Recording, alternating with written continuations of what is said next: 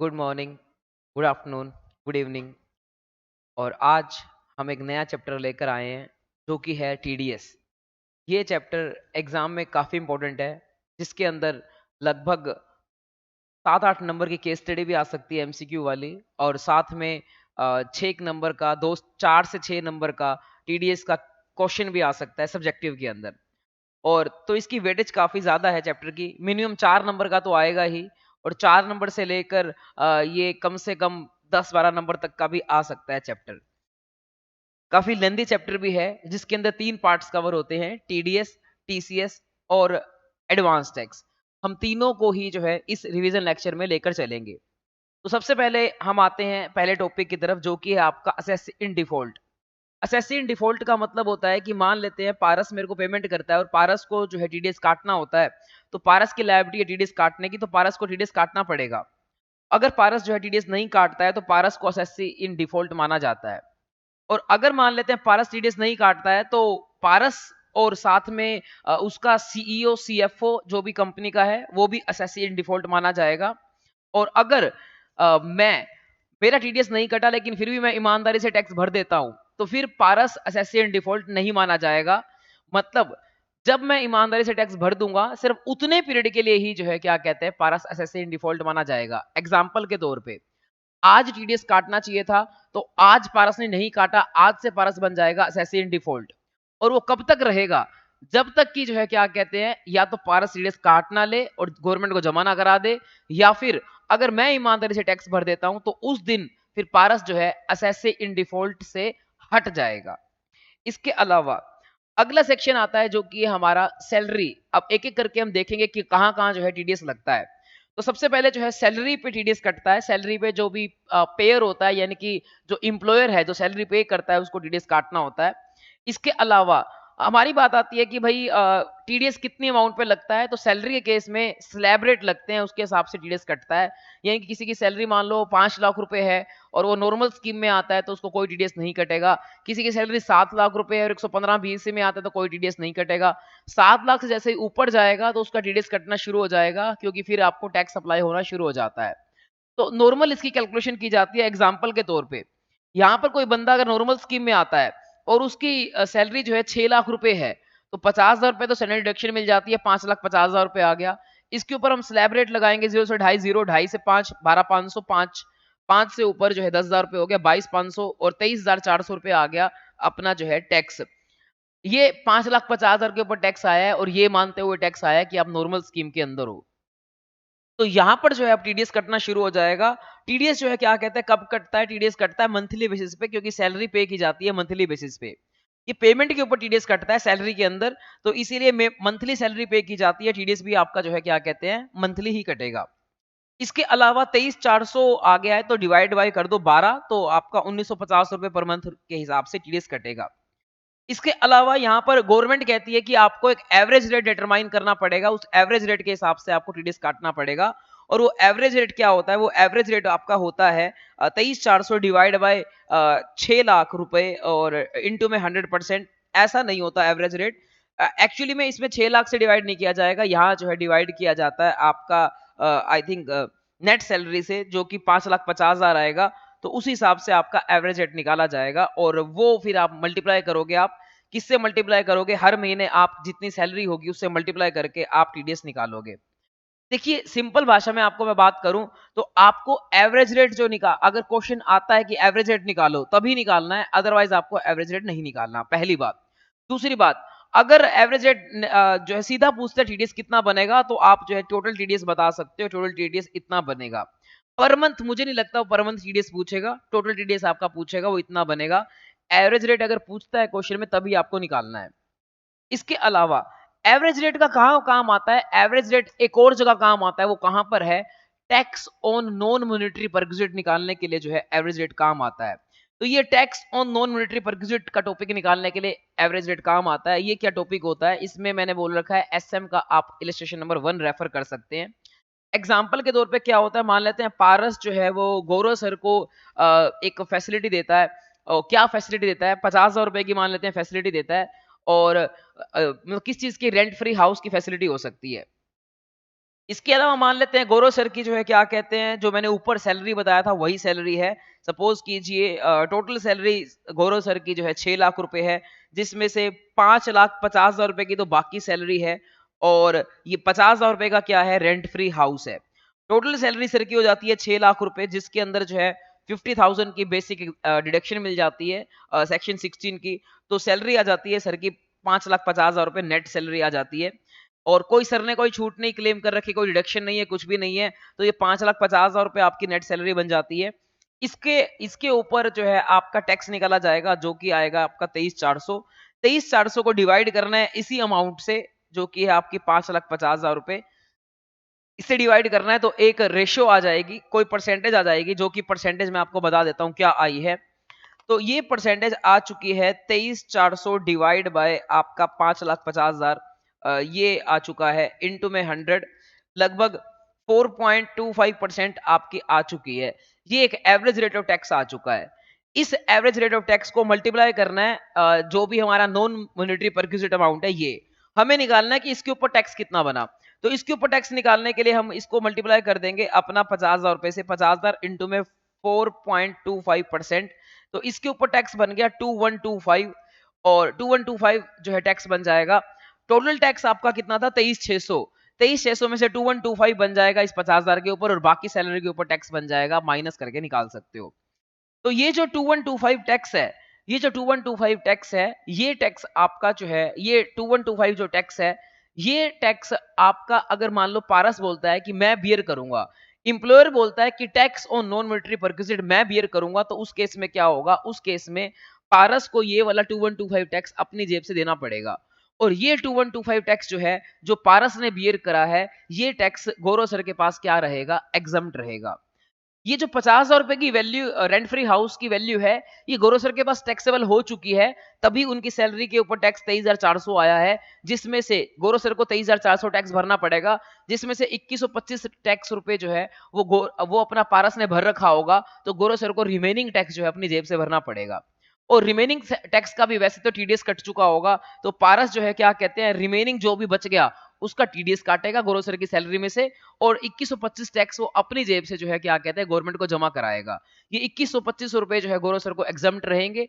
2125 minus करके मैं आपको बताता हूँ 23,400 में से, तो गौरव सर का टीडीएस कटेगा 21,275। तो गौरव सर जब टैक्स भरेंगे 21,275 तो उनका टीडीएस कटा होगा, और बाकी 2125 रुपए उनका उनके बिहाफ पर पे कर रखा होगा पारस ने। तो इस तरह से टोटल उनका 23,400 टैक्स गवर्नमेंट के पास जमा हो जाएगा। ठीक है। और हाँ, तो ये आपका हो गया इसका ट्रीटमेंट। अब ये आपका एवरेज रेट का भी यूज था, तो मैंने एवरेज रेट क्या होता है वो सिखाया आपको। तो एवरेज रेट निकाला जाता है based upon the slab rate और द फाइनेंशियल ईयर। जिस भी साल की सैलरी है उस साल के स्लैब रेट, जो टैक्स का स्लैब रेट लगता है, उसके हिसाब से निकाला जाता है। जब भी हम सैलरी की पेमेंट करते हैं, पेमेंट के ऊपर ही जो है क्या कहते हैं, ये टीडीएस अप्लाई होता है। जब भी हम सैलरी की क्या करते हैं, जब भी हम सैलरी की पेमेंट करते हैं, पेमेंट के टाइम पे ही टीडीएस काटना होता है। इसके अलावा नॉर्मली जो है क्या कहते हैं, डिफॉल्ट स्कीम आपकी 115 बीएसई है। अगर आप एम्प्लॉयर को बताओगे ही नहीं, तो वो 115 बीएसई के हिसाब से ही लगाकर चलेगा और आपका टीडीएस काटेगा। हाँ, आप बताना चाहो बता सकते हो कि मैं 115 बीएसई से ऑप्ट आउट करना चाहता हूँ। इसके अलावा अगर क्या कहते हैं, आप 115 बीएसई से ऑप्ट आउट कर लेते हो, और आप अगर मान लो बाद में जब आप रिटर्न का फॉर्म भरोगे, टीडीएस कट जाता है आपका 115 बीएसई के हिसाब से, जब रिटर्न भरोगे तो आप ऑप्ट आउट कर सकते हो। या फिर वाइस वर्सा, अगर आपका टीडीएस कट जाता है नॉर्मल स्कीम के हिसाब से, और आप रिटर्न के अंदर 115 बीएसई में आना चाहो, आ सकते हो। तो ये आपके पास ऑप्शन होता है कि आप दोनों में से शिफ्ट कर सकते हो। इसके अलावा नेक्स्ट अगर हम बात करते हैं, तो ये अपना टॉपिक ये भी खत्म हो जाता है। अब आते हैं थर्ड पेज पे। ये क्या केस है कि मान लेते हैं कोई इंप्लॉई है जो दो जगह जॉब करता है। अगर वो दो जगह जॉब करता है तो क्या होगा, तो उसको दोनों में से एक जगह जो है क्या कहते हैं, एक इंप्लॉयर को बताना पड़ेगा मैं दूसरी जगह जॉब करता हूं, ताकि जैसे एग्जांपल के तौर पे साहिल जो है ओयो में भी जॉब करता है, जहां 12 लाख रुपए की सैलरी है, इन्फोसिस में भी जॉब करता है, 6 लाख की सैलरी है। तो इसको दोनों में से एक कंपनी को बताना पड़ेगा कि मैं दूसरी जगह भी जॉब करता हूं। तो सपोज कीजिए क्या कहते हैं, ये किसको बता देता है, ये अपना मान लेते हैं, यहाँ नीचे लिख रखा है, अगर ओयो को बताएगा, अगर मान लो ये ओयो को बता देता है, तो क्या होता है, इन्फोसिस को इसने नहीं बताया कि मैं दूसरी जगह जॉब करता हूं। तो इन्फोसिस तो क्या करेगा, 6 लाख रुपए सैलरी है इन्फोसिस से, उसमें 50,000 रुपए की स्टैंडर्ड डिडक्शन है, 5,50,000। तो 5,50,000 के ऊपर टैक्स बनता है 23,400। तो इन्फोसिस 23,400 रुपए जो है टीडीएस काटेगा। अब जो है क्या कहते हैं 23,400 का टीडीएस कटेगा इन्फोसिस में। ओयो के अंदर जो है क्या कहते हैं 12 लाख रुपए की सैलरी है। अब ओयो को इसने बता दिया कि मैं दूसरी जगह से भी सैलरी लेता हूं। तो उस केस में क्या करेगा, ओयो जो है दूसरी सैलरी भी ऐड करके ही आपकी टैक्स निकालेगा। तो 12 लाख में 6 लाख रुपए ऐड कर देगा, टोटल हो जाएगा 18 लाख, जिसमें से उसको 50,000 रुपए की मिल जाएगी स्टैंडर्ड डिडक्शन। तो जो कि आपका 17,50,000 रुपए की हो जाएगी नेट सैलरी, जिसके ऊपर टैक्स बनता है 3,51,000 रुपए। तो 3,51,000 में 23,400 का टैक्स कट चुका है इन्फोसिस में। बाकी बचा हुआ टैक्स जो है वो ओयो की रिस्पॉन्सिबिलिटी है कि वो काटना पड़ेगा। तो ओयो को जो है ये टैक्स जो है काटना पड़ेगा। हाँ, अगर जो है ये एम्प्लॉई दोनों में से दोनों जगह नहीं बताता, तो फिर जो एम्प्लॉयर है वो रिस्पेक्टिव अपनी अपनी सैलरी पर टैक्स काटेंगे, जो कि कम बनेगा। इसीलिए एम्प्लॉय की रिस्पॉन्सिबिलिटी है कि वो दूसरी जगह बता दे, दोनों में से किसी भी जगह बता दे कि मैं वहां काम करता हूं, ताकि जो है टोटल सैलरी निकालकर टोटल टैक्स निकाला जाए और उसके ऊपर जो है टैक्स काटा जाए। तो देखो ये यही बात अपना जो है यहाँ पर इंग्लिश में लिखी होगी, वो आप पढ़ सकते हैं। कहाँ लिखी मिल जाएगी, ये लिखी मिल जाएगी यहाँ पर कि अगर मोर देन वन एम्प्लॉयर है तो ही में, मर्जी है बताना चाहे बता सकता है, नहीं बताएगा तो समस्या आ जाएगी, क्योंकि उसका कम टीडीएस कटेगा। कम टीडीएस कटेगा तो एडवांस टैक्स की लायबिलिटी बनेगी, और फिर एडवांस टैक्स नहीं पे करेगा तो इंटरेस्ट वगैरह लगेगा। तो इसीलिए उसको बता देना चाहिए, उसके फेवर में रहेगा। तो उसको जो है अदर एम्प्लॉयर को बता देना चाहिए कि दूसरी जगह से वो काम करता है और दूसरी जगह कितना टीडीएस कट चुका है, ये भी बता देना चाहिए। अगर ऐसा बता देता है तो फिर सेकंड एम्प्लॉयर जो है वो सारी इन्फॉर्मेशन को यूज करके ही आपका टोटल अमाउंट पे ही टीडीएस काटेगा। इसके अलावा नेक्स्ट आता है आपका fourth point, TDS should be deducted after relief. यानी कि अगर आपका कोई रिलीफ अंडर सेक्शन 89 बनता है तो वो रिलीफ भी प्रोवाइड करना पड़ेगा एम्प्लॉयर को। रिलीफ को माइनस करने के बाद ही टीडीएस काटा जाएगा। अगर एम्प्लॉई की और भी इनकम्स हैं, जैसे अदर सोर्सेज की, या फिर अपना कहीं अदर सोर्सेज की कोई इनकम से टीडीएस कटा है, या हाउस प्रॉपर्टी का लॉस है, तो सारी बातें जो है एम्प्लॉयर को बता देनी चाहिए, ताकि एम्प्लॉयर जो है कम अमाउंट पे आपका टीडीएस काट सके या ज्यादा अमाउंट पे टीडीएस काट सके। मान लो आपकी अदर सोर्सेज की इनकम है, इंटरेस्ट वगैरह है एफडी का, तो आप वो बता दें ताकि उसको इंक्लूड करके टीडीएस काटा जा सके। या फिर वो टीडीएस कहीं कट रखा है तो आप बता दीजिए ताकि आपका कम अमाउंट पे टीडीएस काटा जा सके। या फिर आपका कोई लॉस हो चुका है हाउस प्रॉपर्टी का, तो वो आप एडजस्ट कर सकते हो सैलरी के अगेंस्ट, तो वो भी बता दोगे। तो फिर एम्प्लॉयर जो है वो लॉस एडजस्ट करने के बाद कम आपकी नेट सैलरी आएगी और उस कम सैलरी के ऊपर ही वो टीडीएस लगाएगा। इसके अलावा एम्प्लॉयर की रिस्पॉन्सिबिलिटी है कि जो भी टीडीएस काटा होता है उसका एक सबूत होता है फॉर्म 16। तो एम्प्लॉयर की रिस्पॉन्सिबिलिटी है कि जैसे ही एम्प्लॉयर आपका टीडीएस काटेगा, और वो जो है क्या कहते हैं, एम्प्लॉयर को रिस्पॉन्सिबिलिटी होती है कि टीडीएस की एक रिटर्न भरनी पड़ती है।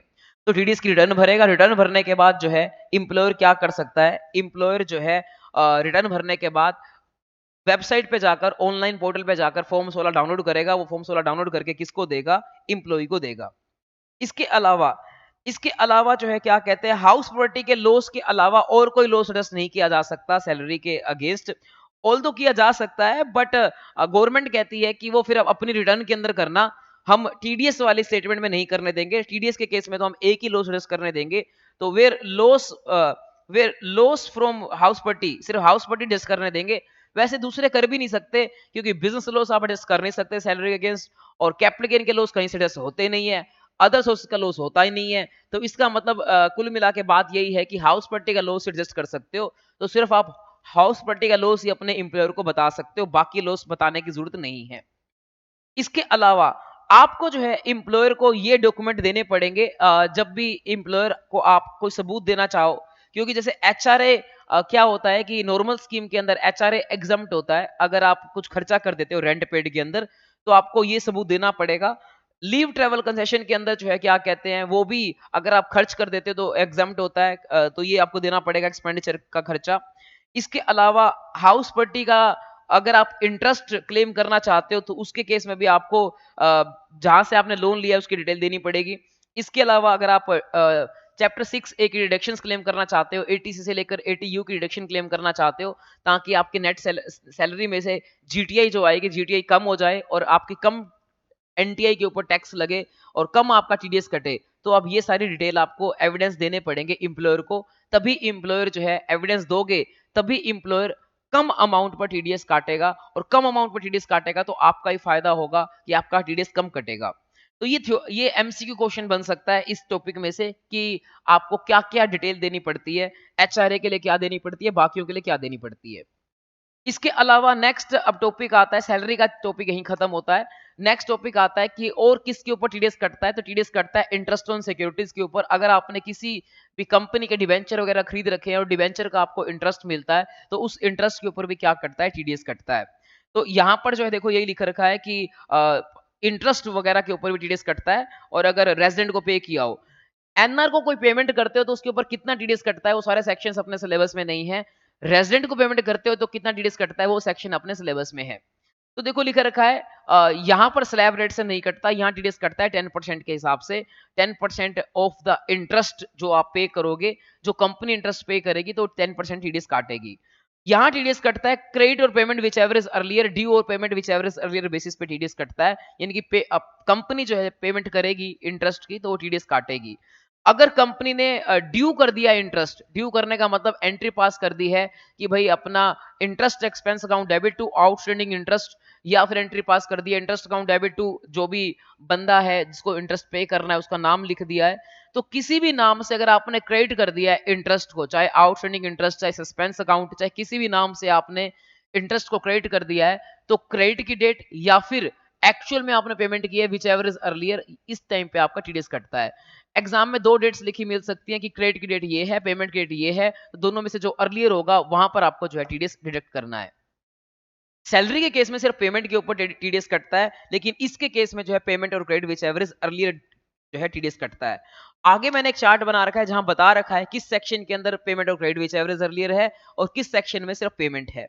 इसके अलावा नेक्स्ट अब जो है क्या कहते हैं आते हैं किन सिक्योरिटीज के ऊपर टीडीएस नहीं कटता है। तो अगर आप नेशनल डेवलपमेंट बॉन्ड्स एनएससी या फिर पावर फाइनेंस कॉर्पोरेशन या फिर आईआरएफसी और या फिर आप कोई भी सेंट्रल गवर्नमेंट स्टेट गवर्नमेंट की सिक्योरिटी हो, उसके ऊपर जो है क्या कहते हैं अपना टीडीएस नहीं कटता है। तो ये जो 5 सिक्योरिटीज हैं इनके नाम आपको याद होने चाहिए कि इन 5 सिक्योरिटीज के ऊपर जो है क्या कहते हैं टीडीएस नहीं कटता है इस सेक्शन के अंदर।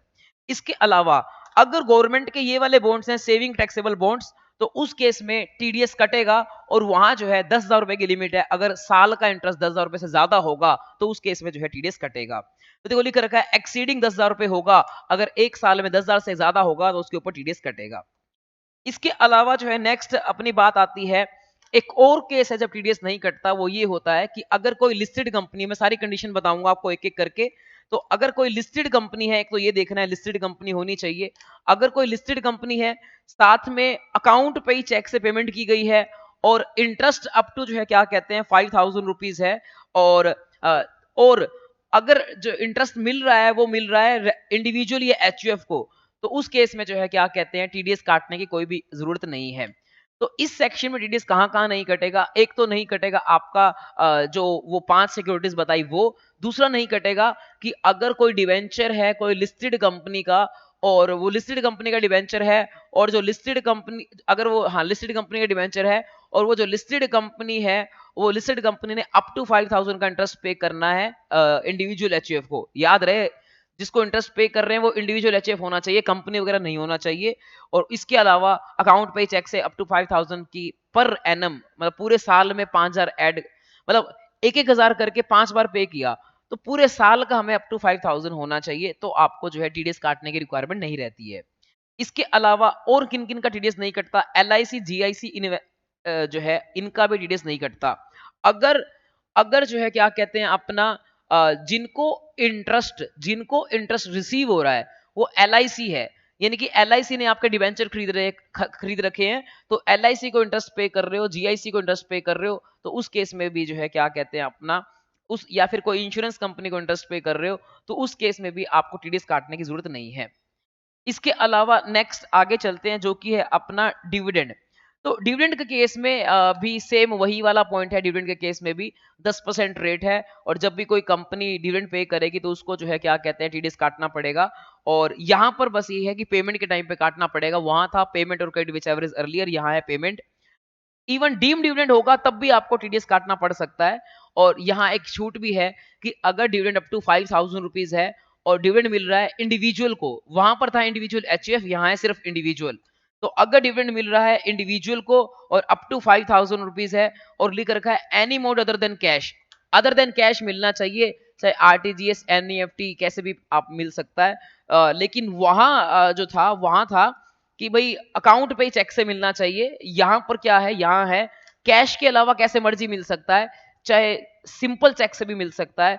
तो डिविडेंड मिलना चाहिए कैश के अलावा किसी भी माध्यम से अप टू 5,000 रुपीज का इंडिविजुअल को मिलना चाहिए, तो कोई टीडीएस काटने की जरूरत नहीं है। और लास्ट पॉइंट सेम है कि एलआईसी जीएससी का भी कोई अगर आप उसको डिविडेंड पे कर रहे हो, एलआईसी ये नहीं कि एलआईसी जब डिविडेंड पे करेगी तो टीडीएस कटेगा। मेरा खुद का टीडीएस कटा हुआ है एलआईसी से, मेरे पास एलआईसी के शेयर है, मेरे को डिविडेंड रिसीव हुआ, मेरा टीडीएस कटा हुआ है। लेकिन अगर एलआईसी को डिविडेंड पे किया जाएगा तो जो है टीडीएस नहीं काटना है। अब यहाँ जो है क्या कहते हैं, आपको ये वाला सेक्शन होता है कंप्लीट। आगे चलते हैं, अगला सेक्शन आता है, ये है interest other than interest on securities. इसका मतलब क्या होता है कि भाई अभी तो हमने ऊपर बात की थी इंटरेस्ट की, डिविडेंड की। ऊपर जो इंटरेस्ट का सेक्शन आया था वो था सिक्योरिटीज के ऊपर इंटरेस्ट, डिवेंचर बॉन्ड्स वगैरह के ऊपर। ये इंटरेस्ट है डिवेंचर बॉन्ड्स को छोड़कर बाकी जगह इंटरेस्ट। तो यहां मैंने आपको बताया था कि भाई अपना इस सेक्शन में टीडीएस तभी काटना पड़ता है जब जो पेमेंट करने वाला है वो चिराज सेक्शन में देखो जो पेमेंट करने वाला है उसको हमेशा टीडीएस काटना पड़ता है। लेकिन अगर आप चिराज सेक्शन में आते हो, चिराज सेक्शन का मतलब है या तो 194C, 194H, 194I, 194R, 194A, 194J। तो ये सेक्शन भी 194A है।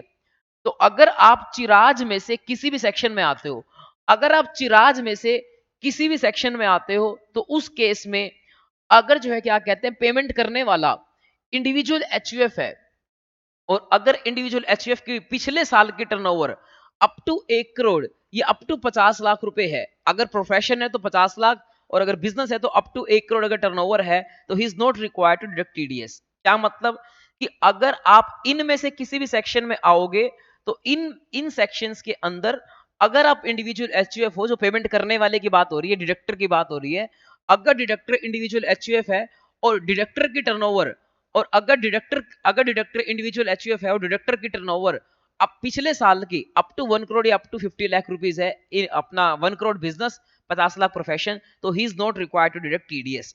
इसके अलावा एक और बात आती है यहाँ पर कि अगर जो है क्या कहते हैं अपना वो सैलरीड पर्सन है तो उसकी टर्नओवर होगी ही नहीं, तो फिर तो पक्का ही उसको क्या कहते हैं अपना टीडीएस काटने की रिक्वायरमेंट नहीं है।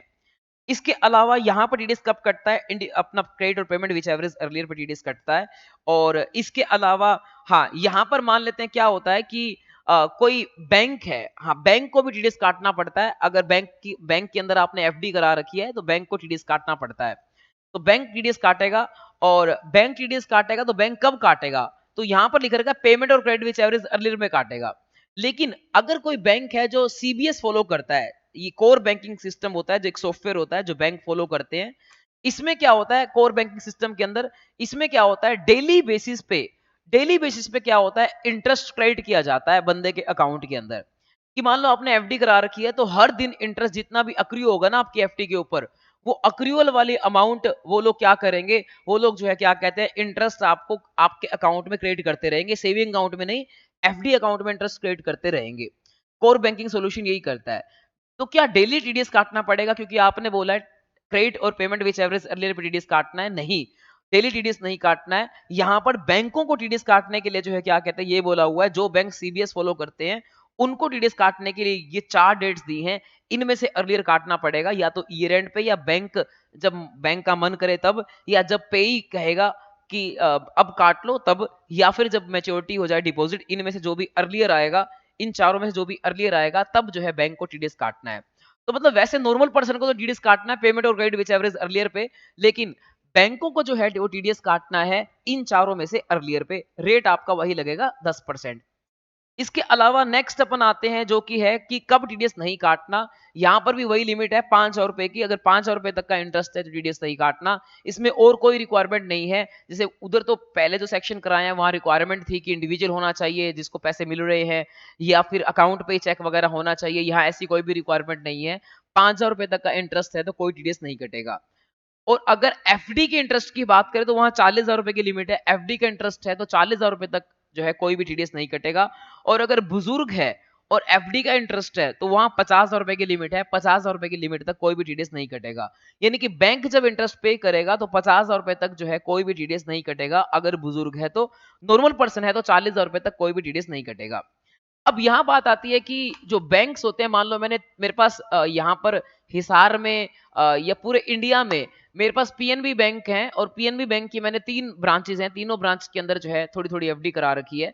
किसी ब्रांच से मेरे को 20,000 का इंटरेस्ट मिलता है, किसी से 30 का, किसी से 40 का। तो यहाँ पर तीनों ब्रांचेस को ऐड करके देखा जाएगा कि टोटल, अगर क्योंकि वो branch core banking system follow करती है, क्योंकि वो branch core banking system follow करती है, तो तीनों को ऐड करके देखा जाएगा। तो यहाँ देखो एग्रीगेट जो है तीनों को ऐड करके देखा जाएगा। तो 40,000 या 50,000 की limit will apply to the total interest paid by bank. एक ब्रांच की तीनों ब्रांच है, तीनों को ऐड करके देखा जाएगा। अगर 40,000 से ऊपर हो गया तो टीडीएस कट जाएगा, और सीनियर सिटीजन के केस में 50 से ऊपर हो गया तो टीडीएस कट जाएगा। इसके अलावा नो टीडीएस अगर पार्टनर को कोई पेमेंट की जाती है, पार्टनर को इंटरेस्ट पे किया जाता है, तो उस केस में कोई टीडीएस नहीं लगेगा। या फिर सेंट्रल गवर्नमेंट की कोई स्कीम है तो उसके अंदर इंटरेस्ट पे किया जाता है, तो वहां पर भी कोई टीडीएस नहीं लगेगा। सेविंग अकाउंट के इंटरेस्ट के ऊपर भी कोई भी टीडीएस नहीं लगेगा। एफडी या आरडी के इंटरेस्ट के ऊपर टीडीएस लगता है। इसके अलावा अगर कोई सोसाइटी है और वो सोसाइटी अपने मेंबर्स को पेमेंट करती है इंटरेस्ट की, तो भी जो है क्या कहते हैं टीडीएस नहीं लगता है। सोसाइटी अगर मेंबर्स को इंटरेस्ट की पेमेंट करती है तो भी कोई टीडीएस नहीं लगता है, चाहे 50,000 हो, 60,000 हो, कोई भी टीडीएस नहीं लगता है। और अगर सोसाइटी जो है क्या कहते हैं अपना किसी दूसरी सोसाइटी को इंटरेस्ट की पेमेंट करती है, गोकुलधाम सोसाइटी, वृंदावन सोसाइटी को इंटरेस्ट की पेमेंट करती है, तो भी कोई टीडीएस नहीं लगेगा, कोई भी टीडीएस नहीं लगेगा। तो no TDS if interest is paid by cooperative society to member और एनी अदर सोसाइटी, कोई भी टीडीएस नहीं लगता है।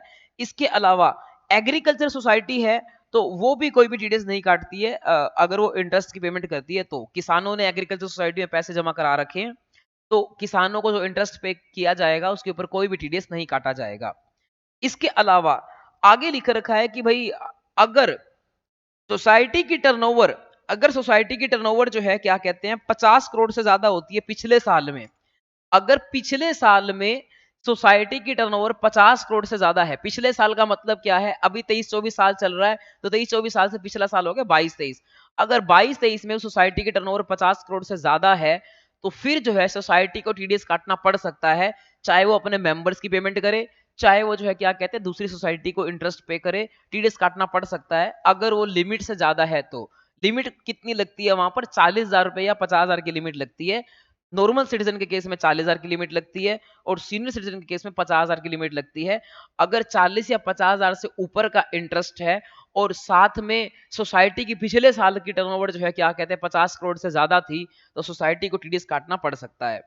वैसे सोसाइटी को टीडीएस नहीं काटना होता है, लेकिन इस कंडीशन में फंसोगे तो टीडीएस काटना पड़ सकता है, और बीच में एंड है, दोनों कंडीशन सेटिस्फाई होती हैं तो टीडीएस काटना पड़ सकता है।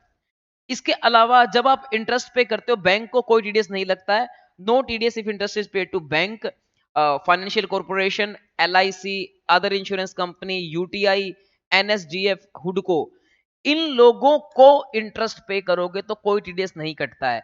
जैसे मैंने बैंक का लोन लिया हुआ है, तो मैं बैंक को जब इंटरेस्ट पे करता हूं तो मैं कभी भी टीडीएस नहीं काटता हूं।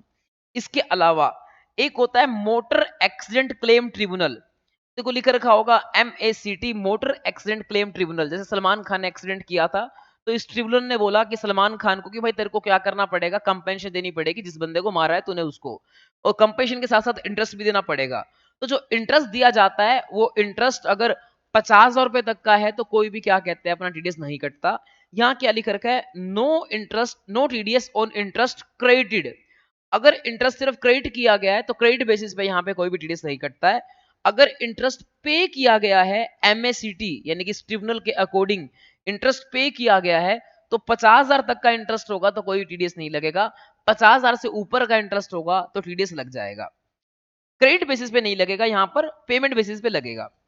ZC भी जीरो कूपन बॉन्ड में इंटरेस्ट ही नहीं होता, वो तो एक डिस्काउंट होता है, तो उसके केस में कभी भी टीडीएस नहीं लगेगा।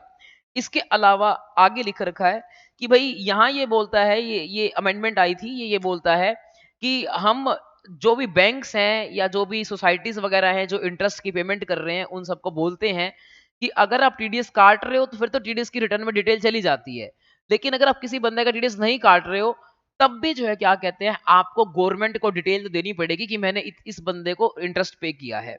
तो अगर जो है क्या कहते हैं ये डिटेल देनी पड़ेगी, या तो टीडीएस काट रहे हो तो रिटर्न में चला जाएगा, टीडीएस नहीं काट रहे हो तो आपको जो है गवर्नमेंट डिपार्टमेंट को डिटेल देनी पड़ेगी कि मैंने इन लोगों को इंटरेस्ट पे किया है। ये बोला गया है कोऑपरेटिव सोसाइटी को और बैंकिंग कंपनी को या पब्लिक कंपनी को। ठीक है, छोटे मोटे लोगों को नहीं बोला गया, यानी कि मान लो मैं पे कर रहा हूं इंटरेस्ट आपको, तो उस केस में कोई ऐसी रिक्वायरमेंट नहीं है, ये बैंक, कोऑपरेटिव सोसाइटी और पब्लिक कंपनी को रिक्वायरमेंट है। अच्छा, टीडीएस काटने की रिक्वायरमेंट तो सबको ही है। मान लो मेरी टर्नओवर, मैं ये चिराग सेक्शन में आता है, और मेरी टर्नओवर पिछले साल के अंदर अगर जो है क्या कहते हैं 50 लाख या 1 करोड़ से ऊपर होती है, तो फिर ये सेक्शन मेरे ऊपर लग जाएगा, और मैं जब भी इंटरेस्ट की पेमेंट करूंगा, अगर वो 5,000 रुपए से ऊपर का इंटरेस्ट होगा तो मेरे को टीडीएस काटना पड़ेगा। इसके अलावा नेक्स्ट सेक्शन आता है 184 सी, जो कि अपने पास आता है, सी मतलब कॉन्ट्रैक्टर। और ये जो सेक्शन होता है कॉन्ट्रैक्टर्स के ऊपर होता है। कॉन्ट्रैक्टर्स को जब भी पेमेंट करते हो तो वहां पर जो है क्या कहते हैं टीडीएस काटना पड़ता है। कॉन्ट्रैक्टर्स को जब भी पेमेंट करोगे तो वहां पर आपको टीडीएस काटना पड़ता है। तो देखो यहाँ लिखा रखा है कि कॉन्ट्रैक्टर को पेमेंट करोगे तो टीडीएस काटना पड़ता है, और यहाँ पर ये सेक्शन भी चिराज में आता है। तो इसका मतलब ये है कि अगर पेमेंट करने वाला इंडिविजुअल एचयूएफ है और उसकी पिछले साल के टर्नओवर अप टू 50 लाख या 1 करोड़ है, तो he is not required to deduct TDS. जो बाकी लोग हैं उनको टीडीएस काटना पड़ेगा। देखो लिख रखा है एनी पर्सन एक्सेप्ट दिस। तो यानी कि जो पर्सन की जो इंडिविजुअल एचयूएफ है और उसकी टर्नओवर पिछले साल में कम थी, तो उसको टीडीएस नहीं काटना। उसको छोड़कर बाकी लोगों को जो है क्या कहते हैं टीडीएस काटना है, जब भी वो किसकी पेमेंट करेंगे, कॉन्ट्रैक्टर की पेमेंट करेंगे। तो पेमेंट और क्रेडिट विच एवरेज अर्लियर पे टीडीएस काटना है। इसके अलावा अगर इंडिविजुअल एचयूएफ है तो उनको एक और छूट है, वो ये है कि अगर वो पर्सनल यूज के लिए कॉन्ट्रैक्टर से काम करवा रहे हैं, अपनी घर का कॉन्ट्रैक्ट है, घर बनाने का या शादी का पर्सनल कॉन्ट्रैक्ट है, तो उस केस में भी जो है क्या कहते हैं टीडीएस आपको नहीं काटना है। अब टीडीएस कटेगा कितना? तो अभी तो हम बात कर रहे थे डिडक्टर की कि डिडक्ट किस किस को टीडीएस काटना है, डिडक्टर। अब बात करते हैं डिडक्टी।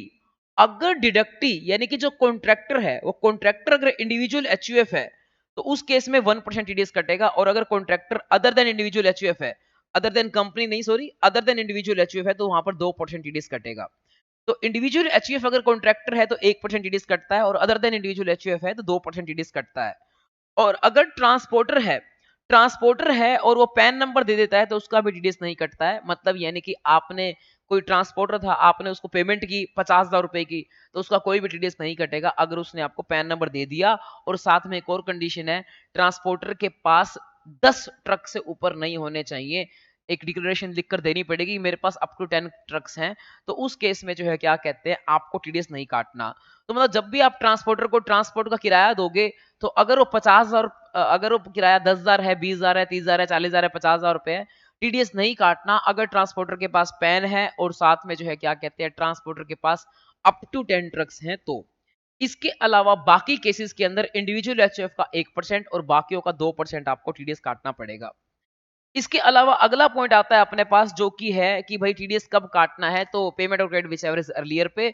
और अगली बात आती है, अगर आपकी single payment to a contractor है अप टू 30,000 तो भी टीडीएस नहीं काटना। एंड एग्रीगेट पेमेंट्स आपकी पूरे साल की ऐड करके अप टू 1 लाख हैं तो भी टीडीएस नहीं काटना। ये दोनों कंडीशन साथ में सेटिस्फाई होनी चाहिए।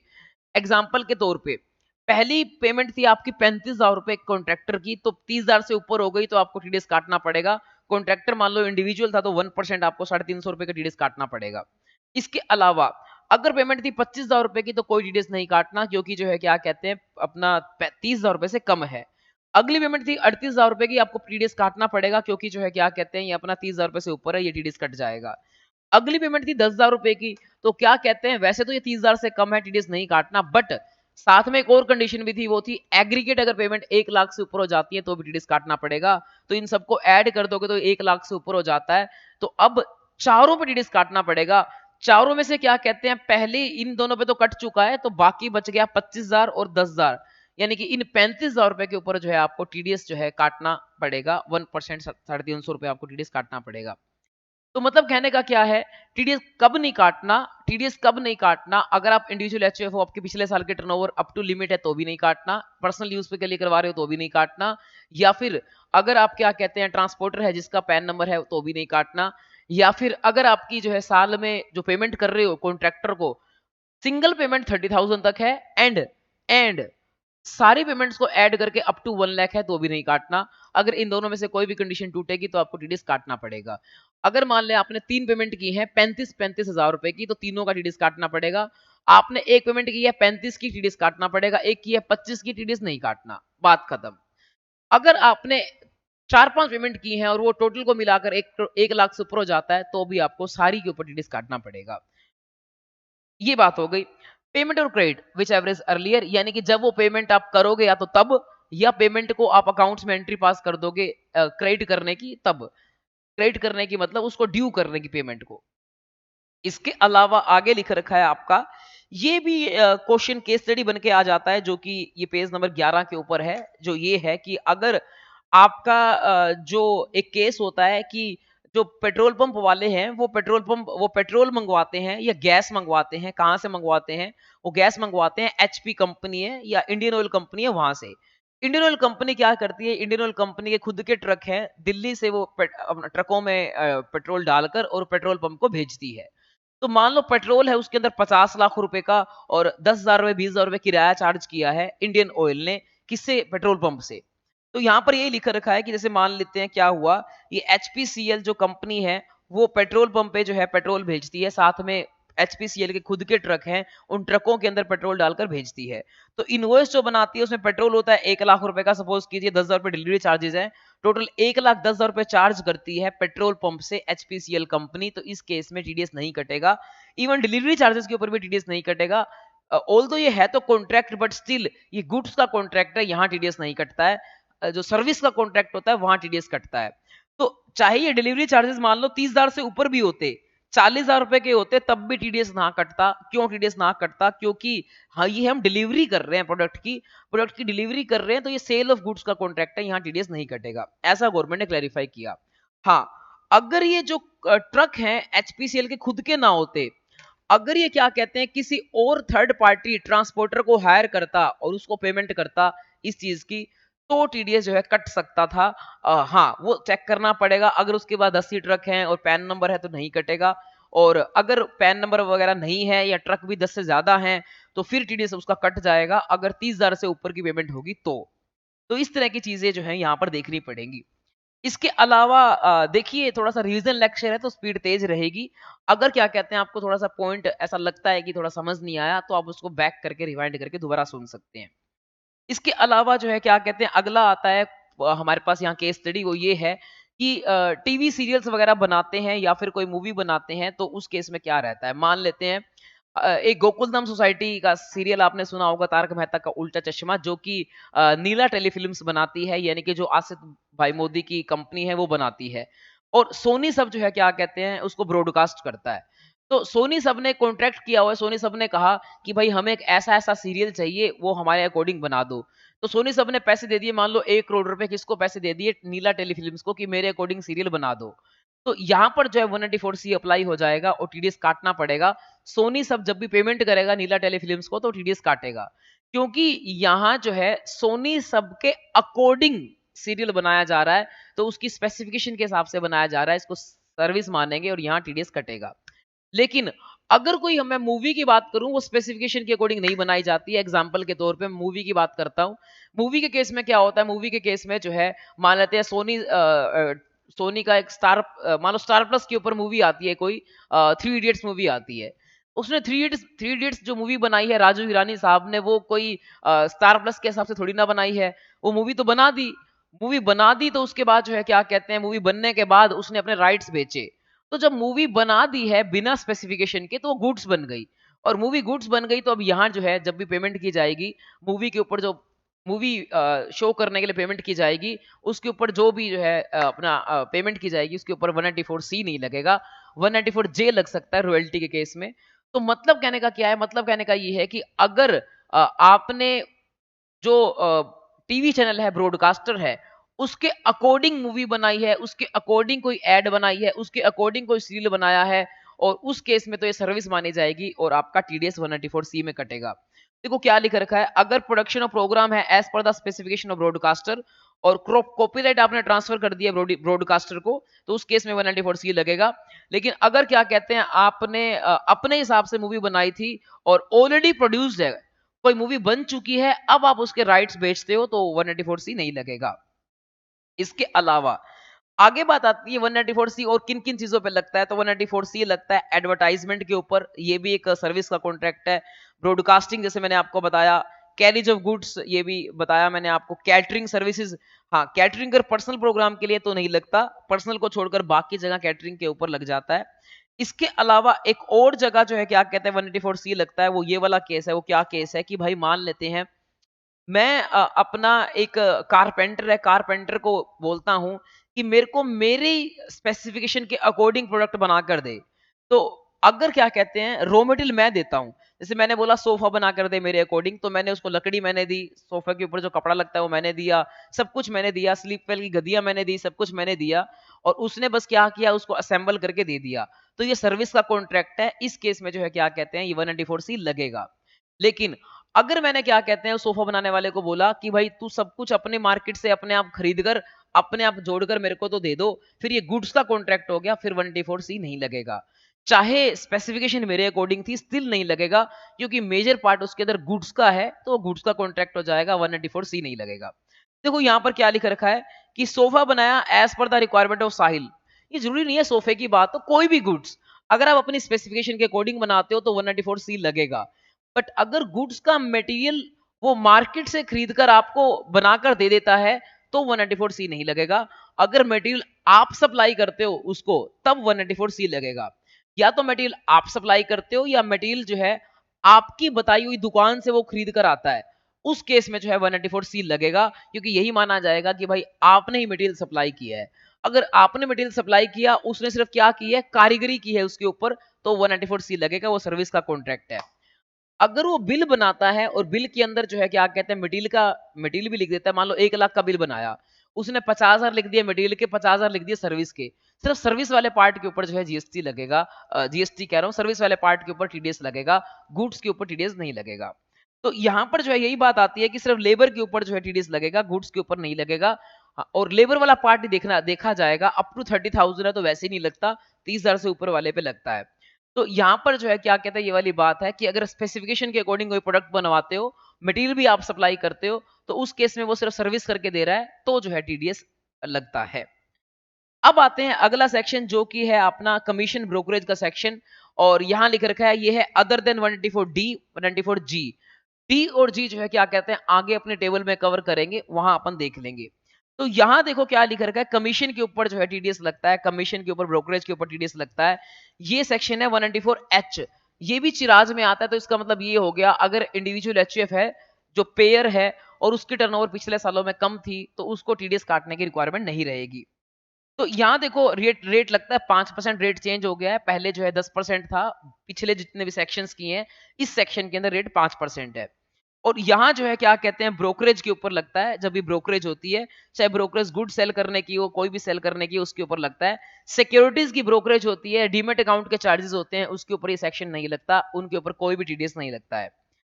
यहाँ लिमिट भी चेंज हो चुकी है, लिमिट भी 15,000 है, वहां पीछे हम जो कर रहे थे सेक्शंस वहां अलग अलग लिमिट्स थी, यहाँ 15,000 की लिमिट है। अगर आपकी ब्रोकरेज 15,000 रुपए तक है तो कोई भी टीडीएस पे करने लगाने काटने की आपको जरूरत नहीं है। इसके अलावा सिक्योरिटीज जब खरीदते बेचते हैं उसके ऊपर भी टीडीएस नहीं लगता है। इसके अलावा जब आप कोई पीसीओ को पेमेंट करते हो तो अब भी टीडीएस नहीं लगता, यानी कि बीएसएनएल कंपनी क्या करती है, बीएसएनएल कंपनी के जो पीसीओ होते हैं, कोई दुकानदार है जिसने पीसीओ खोल रखा है बीएसएनएल कंपनी का, तो जितने भी कॉल्स किए जाएंगे उस पीसीओ के थ्रू बीएसएनएल कंपनी क्या देगी, उस दुकानदार को कमीशन देगी, उस कमीशन के ऊपर वो कोई भी टीडीएस नहीं काटेगी, ऐसा कहना चाहते हैं। टीडीएस कटता है पेमेंट और क्रेडिट विच एवरेज अर्लियर, वो मैंने आपको पहले ही बता दिया है। तो ये वाली बात है। अब यहाँ पर एक और बात आती है कि लिमिट थी 15,000 रुपए की, रेट था 5% और ब्रोकरेज के ऊपर टीडीएस की बात थी ये सेक्शन के अंदर। यहाँ एक बात आती है कि मान लेते हैं मैंने किसी टीवी के अंदर एडवर्टीजमेंट देनी है, पारस ने टीवी चैनल के अंदर जो है एडवर्टीजमेंट देनी है, सब टीवी के अंदर एडवर्टीजमेंट देखनी है। जब आप तारक मेहता देखोगे उसकी ब्रेक आएगी, उसमें पारस की एड आएगी। तो हमने एक एडवर्टाइजमेंट एजेंसी को पकड़ा, हमने बोला कि ऐसे ऐसे हमें जो है क्या कहते हैं इस टीवी चैनल के अंदर, या आप आईपीएल देख रहे होगे, विराट कोहली के छक्के के बाद जो है सीधा क्या होगी, पारस की एड आएगी, आपको कितना अच्छा लगेगा। तो हमने पारस की एड देनी है टीवी के अंदर, तो हमने पैसे दिए एडवर्टाइजमेंट एजेंसी को, और उसने कहा कि भाई आपको 5 करोड़ रुपए देने पड़ेंगे, हम आईपीएल की जो एड आएगी उसके बीच में पारस की एड दे देंगे, आपको 5 करोड़ देने पड़ेंगे। अब 5 करोड़ ये सारे का सारा पैसा एडवर्टाइजमेंट एजेंसी को नहीं जाएगा। एडवर्टाइजमेंट एजेंसी जो है अपना कमीशन रखेगी और बाकी पैसा जो है क्या कहते हैं, बाकी पैसा वो किसको दे देगी, बाकी पैसा वो क्या कहते हैं अपना टीवी चैनल को दे देगी। आईपीएल अगर जियो पे आता है तो जियो को दे देगी। मतलब क्या होगा, मतलब ये होगा कि 5 करोड़ मैंने दिए एडवर्टाइजमेंट एजेंसी को, जिसमें से 1 करोड़ उसने अपने पास रख लिए और 4 करोड़ दे दिए जियो को। अब इस ट्रांजैक्शन के ऊपर टीडीएस कहाँ-कहाँ लगेगा, तो गवर्नमेंट ने क्लैरिफाई किया है कि इस ट्रांजैक्शन के ऊपर सिर्फ एक बार टीडीएस लगेगा और वो लगेगा जब जिस कंपनी की एड आ रही है, वो कंपनी जब भी एजेंसी को पैसा देगी, उस ट्रांजैक्शन के ऊपर 194C लग जाएगा, क्योंकि वो मेरे लिए कोई काम करके दे रहा है, कोई कॉन्ट्रैक्ट करके दे रहा है, मेरे लिए वो एडवर्टाइजमेंट का स्लॉट अवेलेबल करवा के दे रहा है, तो इसीलिए यहाँ पर लग जाएगा 194C और फिर बाद में कभी वन और कोई सेक्शन नहीं लगेगा। जब एडवर्टाइजमेंट एजेंसी आगे टीवी चैनल को पैसे देगी तो वहां कोई सेक्शन नहीं लगेगा। गवर्नमेंट कहती है एक बार टीडीएस कट चुका है, दोबारा नहीं कटेगा। तो ये मैंने आपको यहाँ पर समझाया। ये सारी केस स्टडीज जो है क्या कहते हैं एग्जाम में 2-2 नंबर के क्वेश्चन बनकर आ सकती हैं। अगला सेक्शन आ जाता है जो कि अपना 194 आए, जिसके अंदर जो है क्या होता है, जिसके अंदर जो है अपना टीडीएस यहाँ पर कटता है, रेंटिंग के ऊपर टीडीएस कटता है। और रेंटिंग जो है क्या कहते हैं अपना किस चीज की हो सकती है, लैंड एंड बिल्डिंग की भी हो सकती है, प्लांट एंड मशीनरी की भी हो सकती है। ये सेक्शन भी चिराज के अंदर आता है। तो इसका मतलब ये है कि इंडिविजुअल एचयूएफ जिसकी पिछले साल की टर्नओवर जो है क्या कहते हैं अपना, जिसकी पिछले साल की टर्नओवर, जिसकी पिछले साल की टर्नओवर अगर 1.5 करोड़ 1.1 करोड़ या 50 लाख से कम थी, बिजनेस के केस में 1 करोड़, प्रोफेशन के केस में 50 लाख, अगर उसकी पिछले साल के टर्नओवर अप टू लिमिट तक थी तो उसको इस सेक्शन में टीडीएस काटने की जरूरत नहीं है। इसके अलावा टीडीएस का रेट क्या है, 2% या 10% ये टीडीएस का रेट है। 2% किस केस के केस में है, 2% है प्लांट एंड मशीनरी के केस में। अगर आप प्लांट एंड मशीनरी किराए पे लेते हो तो वहां 2% है, और अगर लैंड एंड बिल्डिंग फर्नीचर किराए पे लेते हो 10% रेट लगता है। यहां पर एक और लिमिट है कि अगर 2,40,000 रुपए तक का रेंट है पूरे साल में तो कोई भी टीडीएस काटने की रिक्वायरमेंट नहीं है। एग्जाम्पल के तौर पे ये एग्जाम्पल है, बट ये लिमिट पर को ओनर लगती है। कहने का मतलब क्या है कि मान लेते हैं इस बिल्डिंग के दो मालिक हैं, एक्स और वाई। एक ये किराएदार है, इस किराएदार ने क्या किया, इस किराएदार ने जो है क्या कहते हैं, इस किराएदार ने क्या किया, इस बिल्डिंग के मालिक को 4 लाख का रेंट पे किया, 2 लाख पर मालिक। तो यहां पर जो टीडीएस काटने की रिक्वायरमेंट नहीं है क्योंकि 2.4 लाख से कम है। तो जो 2.4 लाख की लिमिट है वो पर को ओनर है, तो यहां पर को ओनर 2 लाख बनता है, तो यहां टीडीएस काटने की रिक्वायरमेंट नहीं है। इसके अलावा एक और बात आती है कि टीडीएस कौन काटेगा, जो रेंट पे कर रहा है। हमेशा पेयर टीडीएस काटता है, ये बेसिक सा रूल रहता है कि जब भी पेयर जो पे करता है वो टीडीएस काटता है। तो यहाँ जो क्या कहते हैं, जो अपना पेयर होगा, जो ओनर नहीं, यहाँ पर जो किराएदार होगा, ओनर नहीं किराएदार जो होगा वो टीडीएस काटेगा। ठीक है। और अगर किराएदार इंडिविजुअल एचयूएफ है और उसकी पिछले साल के टर्नओवर जो है लिमिट में तक होती है, तो भी उसके ऊपर ये सेक्शन अप्लाई नहीं होता, उसको टीडीएस काटने की जरूरत नहीं है। इसके अलावा ये 2,40,000 सबको मिलाकर देखा जाएगा, furniture, land and building, plant and machinery सबको मिलाकर देखा जाएगा पर को ओनर। मतलब एक बंदे से आपने फर्नीचर भी लिया, आपने बिल्डिंग भी ली, तो 2,40,000 सबको मिलाकर देखा जाएगा। रिफंडेबल डिपॉजिट के ऊपर कोई टीडीएस नहीं लगता है। कहने का मतलब जब भी हम कोई घर किराए पे लेने जाते हैं तो शुरू में वो क्या करते हैं, एक डिपॉजिट करते हैं एडवांस, 10,000, 20,000, 50,000, 1 लाख रुपए, जो भी एडवांस डिपॉजिट किया जाता है और वो रिफंडेबल होता है। जब आप छोड़कर जाओगे मकान, तब जो है क्या कहते हैं आपको रिफंड मिल जाता है, तो उसके ऊपर कोई टीडीएस नहीं लगेगा। हाँ, अगर आपने किसी महीने का रेंट नहीं दिया और उसने क्या किया, उसने वो रिफंड को एडजस्ट कर लिया रेंट के अगेंस्ट, तो टीडीएस जो है क्या कहते हैं आपको काटना पड़ेगा। इसके अलावा म्युनिसिपल टैक्सेस वगैरह पे करते हैं, उसका कोई टीडीएस नहीं काटना है आपको। इसके अलावा सब लीजेस हैं तब भी यही सेक्शन लग जाता है। यानी कि आपने कोई मकान लिया किराए पे और फिर आपने आगे किसी को किराए पे दे दिया, तो आप तो टीडीएस काटोगे मकान मालिक का, लेकिन आपने जिसको आगे किराए पे दिया है, जिसको भी किराए पे दिया है, वो जो है क्या कहते हैं टीडीएस काटेगा, वो जो है टीडीएस काटेगा आपका। ठीक है।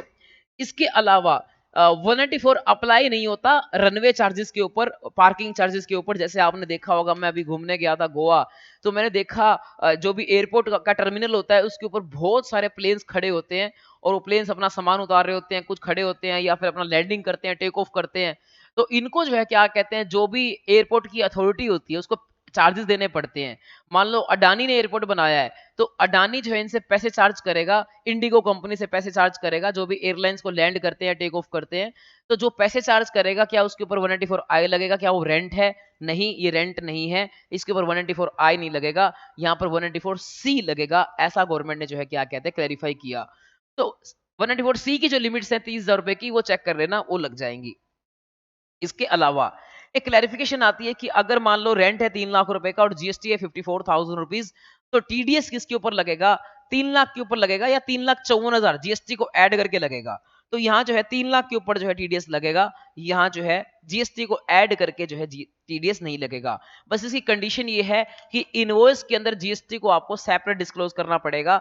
अगर इनवॉइस में आप जीएसटी को सेपरेट डिस्क्लोज नहीं करते, तो फिर दोनों को ऐड करके लगेगा।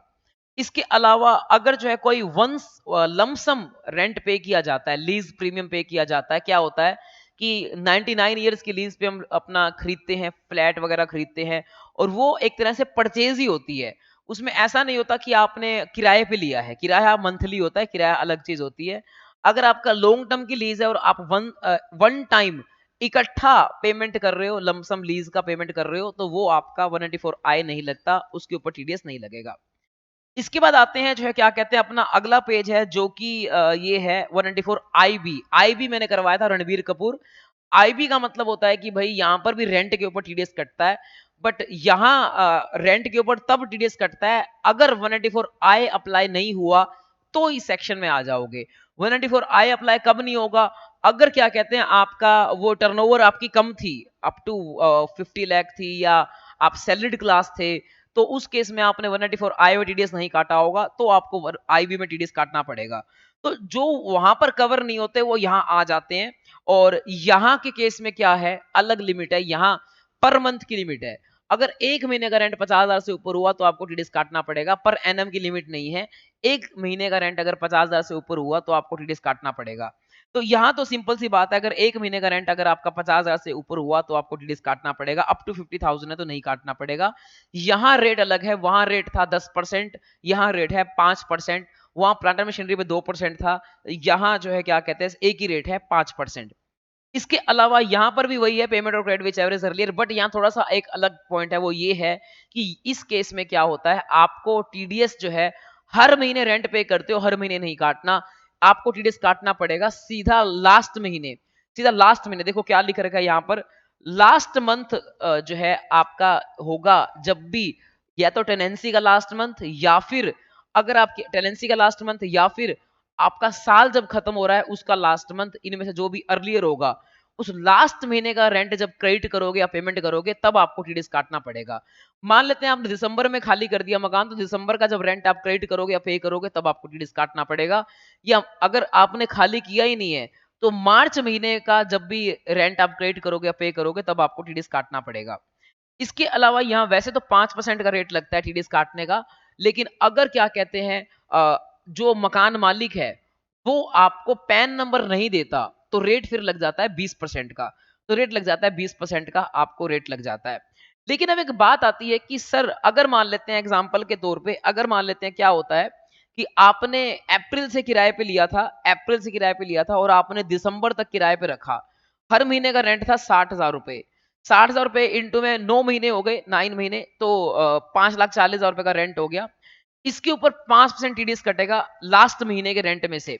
तो 540 का जो है क्या कहते हैं 5% टीडीएस कटेगा लास्ट महीने के रेंट में से, 27,000 रुपए जो है टीडीएस कटेगा। लास्ट महीने 60,000 मत पे करना, उसमें 27,000 माइनस करके पे करना। लेकिन अगर उसने पैन नंबर नहीं दिया तो क्या होगा, अगर उसने पैन नंबर नहीं दिया तो क्या होगा, अगर उसने पैन नंबर नहीं दिया तो क्या होगा, तो लास्ट तो फिर क्या होगा, अपना जो है 540 के ऊपर 20% लगेगा। पैन नंबर किसको किसने नहीं दिया, जिस जो मकान मालिक है। तो 1,08,000 का टीडीएस बन रहा है 20% के हिसाब से, बट लास्ट महीने का रेंट तो सिर्फ 60,000 रुपए ही है, तो टीडीएस कितना कटेगा।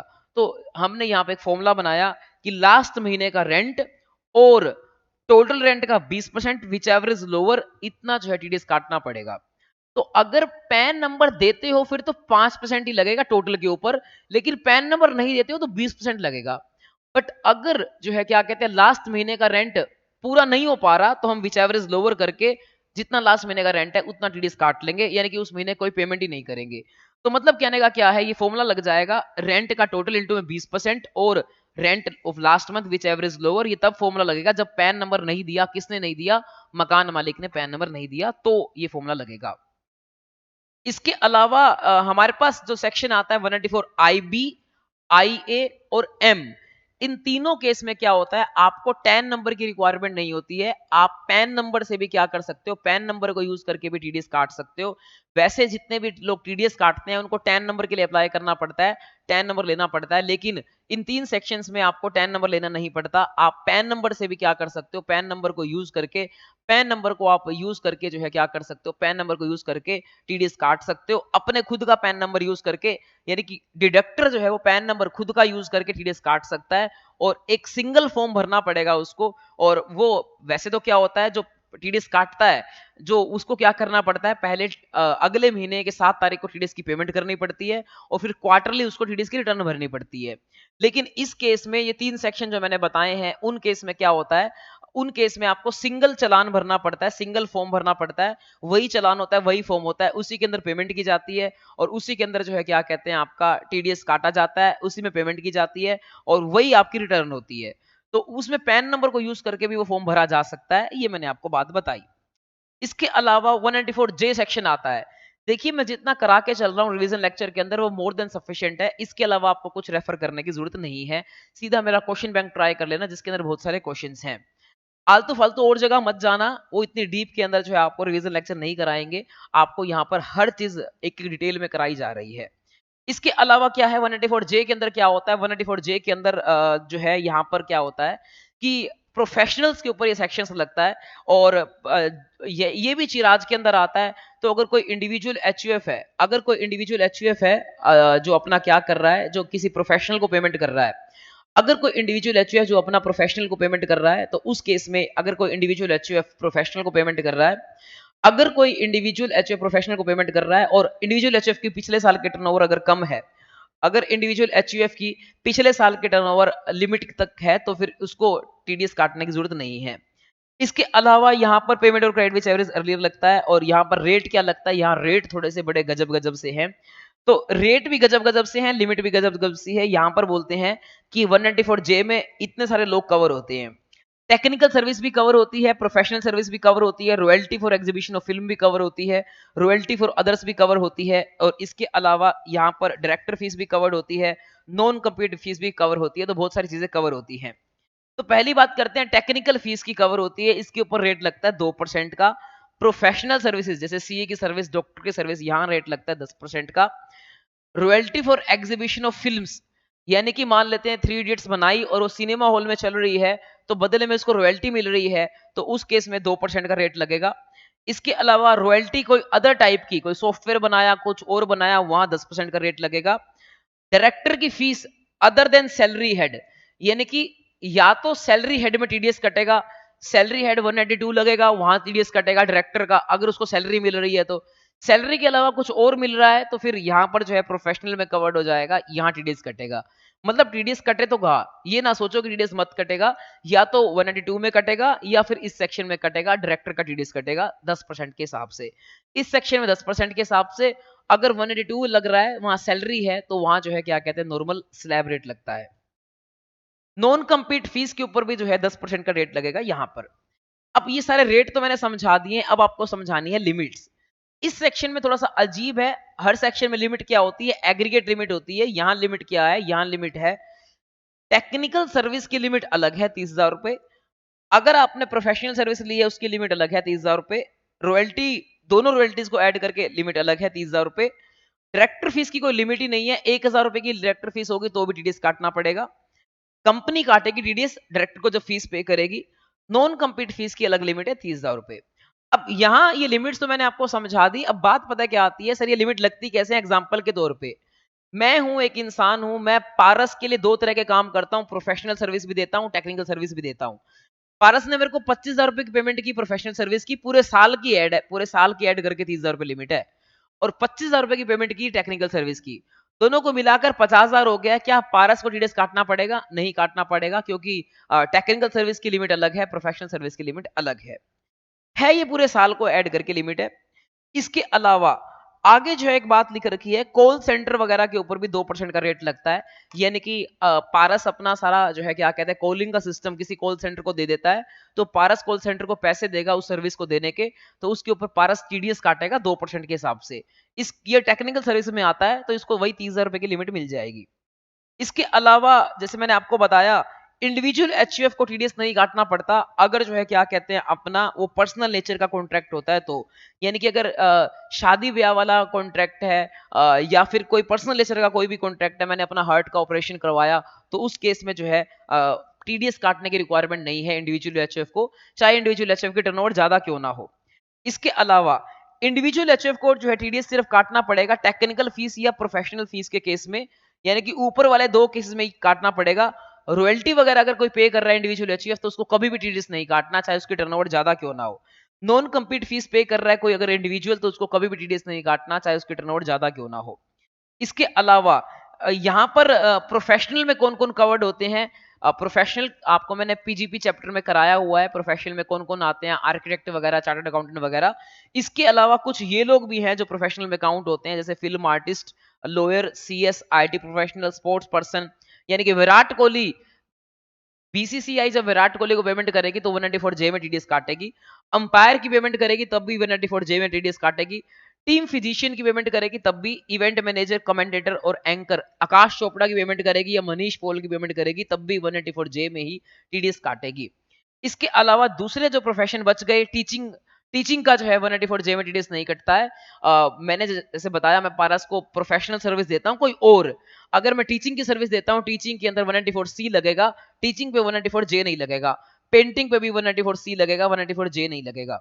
इसके अलावा कंसल्टेंसी, मैनेजमेंट वगैरह ये टेक्निकल सर्विसेज के आते हैं, टेक्निकल सर्विसेज के अंदर आते हैं, यहां पर भी क्या लगता है 194 जो है जे लगता है। इसके अलावा अगला पॉइंट आता है हमारे पास जो कि है कि अगर हमने मेडिकल इंश्योरेंस कराया होता है, तो उस केस में मैं बीमार पड़ जाता हूं, तो मेरा पैसा जो है कौन पे करता है, मेरा पैसा, मैं हॉस्पिटल में एडमिट हो जाऊंगा, मेरा सारा इलाज कराया जाएगा, हॉस्पिटल को मेरा पैसा मैं पे नहीं करूंगा, इंश्योरेंस कंपनी पे करेगी। तो मैंने मान लो स्टार हेल्थ इंश्योरेंस से इंश्योरेंस कराया हुआ है, तो स्टार हेल्थ इंश्योरेंस क्या करेगा, पेमेंट करेगा अपना हॉस्पिटल को, मेदांता हॉस्पिटल को पेमेंट करेगा, बट स्टार हेल्थ इंश्योरेंस खुद पेमेंट नहीं करेगा, बीच में जो है एक टीपीए आता है, स्टार हेल्थ इंश्योरेंस पेमेंट करेगा टीपीए को, और टीपीए जो है थर्ड पार्टी एडमिनिस्ट्रेटर होते हैं जो इन दोनों के बीच का रोल निभाते हैं, इन दोनों के बीच के झगड़े को सुलझाते हैं। तो टीपीए पेमेंट करेंगे हॉस्पिटल की, तो जब टीपी पेमेंट करेंगे हॉस्पिटल की, तो वहां पर 194 जे लगेगा और वहां पर जो है उनको टीडीएस काटना पड़ेगा। यानी कि जब भी टीपीए पेमेंट करेगा, जब भी टीपी पेमेंट करेगा हॉस्पिटल की, तो टीपीए को 194 जे में जो है टीडीएस काटना पड़ेगा। इंश्योरेंस कंपनी जब टीपी की पेमेंट करेगी वहां कुछ नहीं काटना है, जब टीपी पेमेंट करेगा हॉस्पिटल वालों को तब 194 जे कटेगा, क्योंकि हॉस्पिटल जो है मेडिकल प्रोफेशन में आता है और वो प्रोफेशन है, प्रोफेशन को टीडीएस काटना पड़ेगा। अब आप बोलोगे सर ये तो पर्सनल नेचर का हो गया, नहीं, टीपीए खुद का इलाज थोड़ी ना करा रहा है, वो तो किसी और का इलाज करा रहा है, तो टीपीए के लिए कोई भी पर्सनल चीज नहीं है, टीपीए को जो है यहाँ पर टीडीएस काटना पड़ेगा। इसके अलावा अब आते हैं अगले केस के अंदर, जो कि ये है कि भाई अपना ये सॉफ्टवेयर वाला केस है, क्या है कि मान लीजिए मैं टैली का सॉफ्टवेयर खरीदता हूँ किसी कंपनी से, किसी सीए से टैली का सॉफ्टवेयर खरीदता हूँ, सीए एजेंट है, किसका एजेंट है, टैली कंपनी का एजेंट है। तो क्या होता है कि यहाँ पर देखो क्या लिख रखा है कि टैली कंपनी है, इसका कोई एजेंट है और ये कस्टमर है। तो एजेंट, ये कस्टमर ने सॉफ्टवेयर खरीदा एजेंट से, एजेंट ने सॉफ्टवेयर खरीदा टैली कंपनी से, तो इस केस में टीडीएस कब कटेगा कब नहीं कटेगा, देखो क्या लिख रखा है, ये रॉयल्टी 194 जे किसके ऊपर लगता है, रॉयल्टी के ऊपर, तो उसकी बात कर रहे हैं। तो कहते हैं 194 जे नहीं लगेगा अगर software is acquired for subsequent sale, यानी कि इस एजेंट ने जो है, इस एजेंट ने सॉफ्टवेयर खरीदा है आगे बेचने के लिए, कस्टमर के लिए, खुद के यूज के लिए नहीं खरीदा। इसके अलावा TDS has been deducted on the previous transfer of software, अगर पिछले ट्रांसफर के ऊपर टीडीएस कट चुका है तो फिर नहीं लगेगा। कहने का मतलब क्या है, यहां पर तो क्या है, एजेंट ने टैली से सॉफ्टवेयर खरीदा, तो इसके ऊपर तो टीडीएस कटेगा, 194 जे के अंदर टीडीएस काटना पड़ेगा इस एजेंट के ऊपर, इस एजेंट को। कस्टमर जब क्या कहते हैं अपना एजेंट की पेमेंट करेगा, तो कस्टमर भी टीडीएस काटेगा 194 जे के अंदर, यहां काटना पड़ेगा। सर फिर कब नहीं काटना, वो तब नहीं काटना अगले केस में, अगले केस में क्या है, टैली से खरीदा एजेंट ने, एजेंट से खरीदा दूसरे एजेंट ने, और फिर इस एजेंट ने बेचा कस्टमर को, इस केस में नहीं काटना। देखो कैसे, पहला एजेंट जब टैली से खरीदने जाएगा तब तो टीडीएस काटना पड़ेगा, क्योंकि पहले कटा नहीं है, तो पहली ये फर्स्ट टाइम सेल है, यहां तो काटना पड़ेगा। दूसरा, ये एजेंट खरीद रहा है इस एजेंट पे, इससे नहीं काटना पड़ेगा। क्यों? क्योंकि दोनों कंडीशन सेटिस्फाई हो रही हैं। दो कंडीशन कौन सी? पहली कंडीशन कि इस एजेंट को सब्सिक्वेंट सेल करनी है, सॉफ्टवेयर की खुद यूज नहीं करना, वो भी सेटिस्फाई हो गई। दूसरी कंडीशन, जब ये एजेंट खरीद के आ रहा था तो पहले टीडीएस कट चुका है, तो फिर इसको नहीं काटना, तो यहां 194J अप्लाई नहीं होगा। सिर्फ इस बीच वाली ट्रांजैक्शन के लिए 194J अप्लाई नहीं होगा, क्योंकि दोनों कंडीशन सेटिस्फाई हो रही हैं, जो कि हमें नीचे लिखी मिलेंगी। हाँ, आगे जब कस्टमर खरीदेगा एजेंट से तब भी टीडीएस कटेगा, क्योंकि एक कंडीशन तो सेटिस्फाई हो रही है कि भाई अपना जो है पहले टीडीएस कट चुका है, लेकिन दूसरी सेटिस्फाई नहीं हो रही। हमने दूसरी कंडीशन ये बोली है कि भाई आप यूज नहीं करोगे, आप क्या करोगे, सब्सिक्वेंट सेल करोगे। तो ये क्योंकि खुद यूज कर रहा है, तो इसलिए इसको तो टीडीएस काटना पड़ेगा। तो ये जो है क्या कहता है, यहां लिख रखा है। ऑल्दो वो सारी कंडीशन भी आपको चेक करनी पड़ेंगी कि अगर इंडिविजुअल एचयूएफ है तो पिछले साल के टर्नओवर कितनी है, और सॉफ्टवेयर है तो अगर आप 30,000 की लिमिट भी चेक करनी पड़ेगी। वो सारी बातें तो आपको चेक करनी पड़ेंगी। इसके अलावा अब अगला सेक्शन आता है, जो कि है आपका 194 जे भी हमने कर लिया, 194 सी कर लिया, 194 एच कर लिया, ब्रोकरेज का था, सी कर लिया अपना कॉन्ट्रैक्टर का था, और जे कर लिया प्रोफेशनल्स का। इन तीनों सेक्शंस में अगर आपका टीडीएस नहीं कटा तो आप बचे नहीं हो, 194 एम लग सकता है, यहां टीडीएस कट सकता है। यहां किसको टीडीएस काटना पड़ता है? जो बंदा है जो अपना 194 सी से बच गया, जे से बच गया, एच से बच गया, उसको यहां टीडीएस काटना पड़ सकता है। जैसे कि एग्जांपल के तौर पे कोई पर्सनल नेचर का कॉन्ट्रैक्ट था तो वहां टीडीएस नहीं कटा होगा, तो फिर यहां कट सकता है। या फिर कोई इंडिविजुअल एचयूएफ है जिसकी टर्नओवर पिछले सालों में कम थी 1 करोड़ या 50 लाख से, तो उसने इन सेक्शंस में टीडीएस नहीं काटा होगा, तो उनको जो है उन इंडिविजुअल एचयूएफ को इस सेक्शन में टीडीएस काटना पड़ सकता है। तो यहाँ जो है क्या कहते हैं, तब टीडीएस काटना पड़ सकता है। तो देखिए यहाँ पर क्या लिख रखा है कि अगर आपकी जो है क्या कहते हैं टर्नओवर ज्यादा है 1 करोड़ 50 लाख से, और आप पर्सनल नेचर का सर्विस ले रहे थे, तो उस सेक्शन में टीडीएस नहीं काटा होगा, तो इस सेक्शन में काटना पड़ेगा। अगर आपके ऊपर 194 जे लग जाता है तो फिर यहाँ पर नहीं आओगे, इस सेक्शन में तभी आओगे जब जे सी एच नहीं लगता, तो इस सेक्शन में आओगे।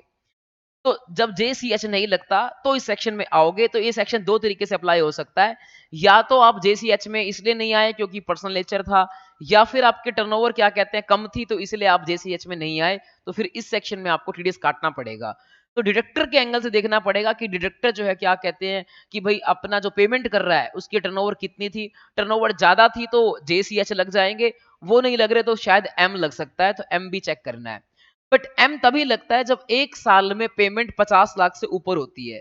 तो अगर पेमेंट 50 लाख तक है तो कोई भी ये सेक्शन नहीं लगेगा, 194 एम नहीं लगेगा। एम तभी लगता है जब पेमेंट 50 लाख से ऊपर होती है। या फिर टाइम जो है वही है, payment of credit which average earlier. और मैंने बताया नो रिक्वायरमेंट ऑफ टर्म, आपको बता चुका हूं। तीन सेक्शन ऐसे हैं, 194 आई ए, आई बी एंड एम। इन तीनों में टैन नहीं चाहिए। पैन नंबर के थ्रू आप सिंगल फॉर्म भर के भी जो है जीएसटी भर सकते हो। रेट लगता है यहाँ पर 5%। अगला सेक्शन है 194 एन। एन का मतलब है नगद। नगद का मतलब क्या होता है कि जब भी आप कैश विड्रॉ करते हो, जब भी कैश विड्रॉ करते हो तो बैंक आपका जो है टीडीएस काटेगा, या कोई कोऑपरेटिव सोसाइटी है वो टीडीएस काटेगी, या पोस्ट ऑफिस है वो टीडीएस काटेगा। तो यहां जब आप कैश विड्रॉ करोगे बैंक से, तो बैंक से कैश विड्रॉ करोगे, अगर 1 करोड़ से ऊपर का कैश विड्रॉ करोगे पूरे साल के अंदर, सारे अकाउंट्स को ऐड करके, एक्सिस बैंक के अंदर मान लो आपके 10 अकाउंट है, करंट है, सेविंग है, सबको ऐड करके पर बैंक आपका देखा जाएगा। अगर 1 करोड़ से ऊपर का विड्रॉ किया तो ये सेक्शन लग जाएगा। पर बैंक अगर आपने 1 करोड़ से ऊपर का विड्रॉ किया कैश, तो ऊपर वाली अमाउंट पे लगेगा। ये पहला सेक्शन ऐसा है कि ऊपर वाली अमाउंट पे टीडीएस लगता है। ऐसा नहीं है कि भाई पहले क्या होता था, up to 50 lakh no TDS, 50 lakh से ऊपर की अमाउंट है 51 लाख, पूरे के ऊपर लग जाएगा। लेकिन इस सेक्शन में क्या है, इस सेक्शन में ये है कि 1 करोड़ तक नो टीडीएस, 1 करोड़ से ऊपर विड्रॉ किया तो सिर्फ ऊपर वाली अमाउंट पे लगेगा, और रेट है यहाँ पर 2%। सिर्फ 1 करोड़ से ऊपर वाला जो कैश विड्रॉ होगा उसी के ऊपर टीडीएस लगेगा। आपने 1.5 करोड़ का कैश विड्रॉ किया है तो सिर्फ 50 लाख का 2% ही टीडीएस काटेगा बैंक। यहाँ पर पेमेंट के टाइम पे टीडीएस काटेगा, क्योंकि ऑब्वियस सी बात है कैश विड्रॉ कर रहे हो तो यहाँ क्रेडिट हो नहीं सकता, पेमेंट के टाइम पे ही होगा। इसकी एक एक्सेप्शन है कि अगर आपने पिछले 3 सालों की रिटर्न फाइल नहीं की है, जिसकी आईटीआर फाइल करने की डेट एक्सपायर हो चुकी है, तो उस केस में जो है क्या कहते हैं आपके लिए 1 करोड़ की लिमिट नहीं, फिर 20 लाख की लिमिट अप्लाई होगी। कहने का मतलब क्या है, पिछले 3 सालों का मतलब क्या है, पिछले 3 सालों का मतलब है आपका सिलेबस का साल है 23-24। 23-24 शुरू होने से पहले कौन सी साल ऐसे हैं जहां आईटीआर की ड्यूरेट जा चुकी है। 22-23 की तो आईटीआर की ड्यूरेट अभी रहती है 23-24 शुरू होने से पहले। इसीलिए 22-23 से पहले वाले साल हो गए, एक तो अपने पास हो गया 22-23 से पहले 21-22, तो एक साल हो गया 21-22, एक साल हो गया 20-21, एक हो गया 19-20। तो ये 3 साल हैं, ये थोड़ा-सा चेंज कर लेना, मैंने क्लास में करवाया भी हुआ है, ये 3 साल हैं, 19-20, 20-21, 21-22। अगर इन 3 सालों की आपने आईटीआर तीनों की फाइल नहीं की, ऑल इन तीनों की अगर आपने आईटीआर फाइल नहीं की है, तो उस केस में क्या होगा, उस केस में आप क्या पैसा विड्रॉ कर रहे हो 23-24 में, ये ध्यान रखना, पैसा विड्रॉ कर रहे हो 23-24 में, आईटीआर फाइल नहीं की इन तीनों सालों की, तो 23-24 में पहले मैंने आपको बताया था 1 करोड़ से ऊपर का कैश विड्रॉ करोगे तब भी आपके ऊपर टीडीएस लगेगा। यहां पर क्या है, 20 लाख से ऊपर का कैश विड्रॉ करोगे तो ही आपके ऊपर टीडीएस अप्लाई होना शुरू हो जाएगा। यानी कि 20 लाख से ऊपर का कैश विड्रॉ करोगे तो जितना 20 लाख से ऊपर होगा उसके ऊपर 2% लग जाएगा, और अगर 1 करोड़ से ऊपर का कैश विड्रॉ करोगे तो फिर ऊपर वाले अमाउंट में 5 करोड़ का 5% का टीडीएस लगेगा।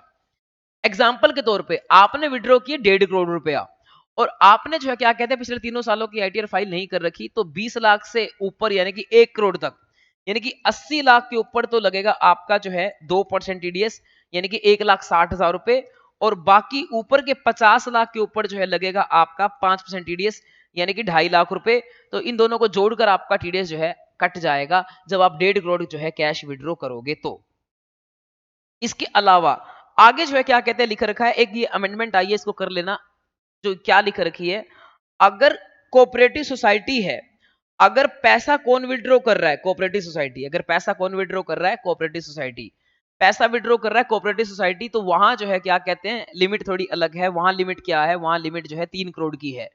3 करोड़ तक वो कैश विड्रॉ कर सकता है, कोई दिक्कत नहीं है, कोई टीडीएस नहीं लगेगा। 3 करोड़ से ऊपर कैश विड्रॉ करेगा तो ही टीडीएस लगेगा।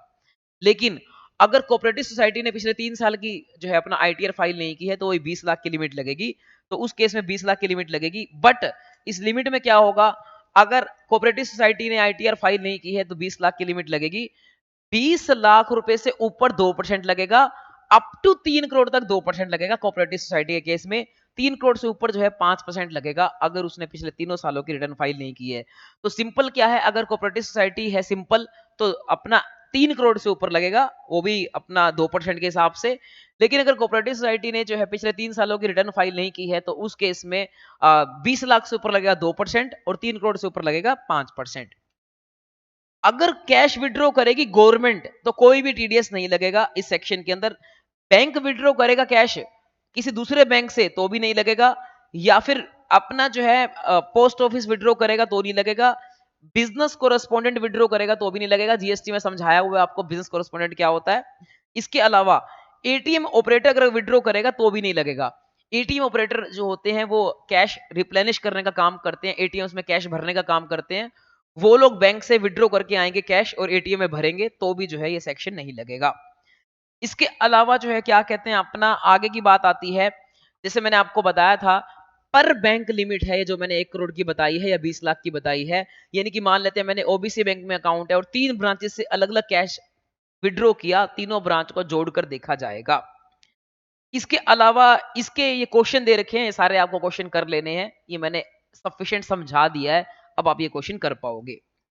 इसके बाद आ जाते हैं, अब अपना प्रैक्टिकल कंसेप्ट खत्म हो चुका है टीडीएस का। हाँ, टीसीएस और एडवांस टैक्स बाकी है।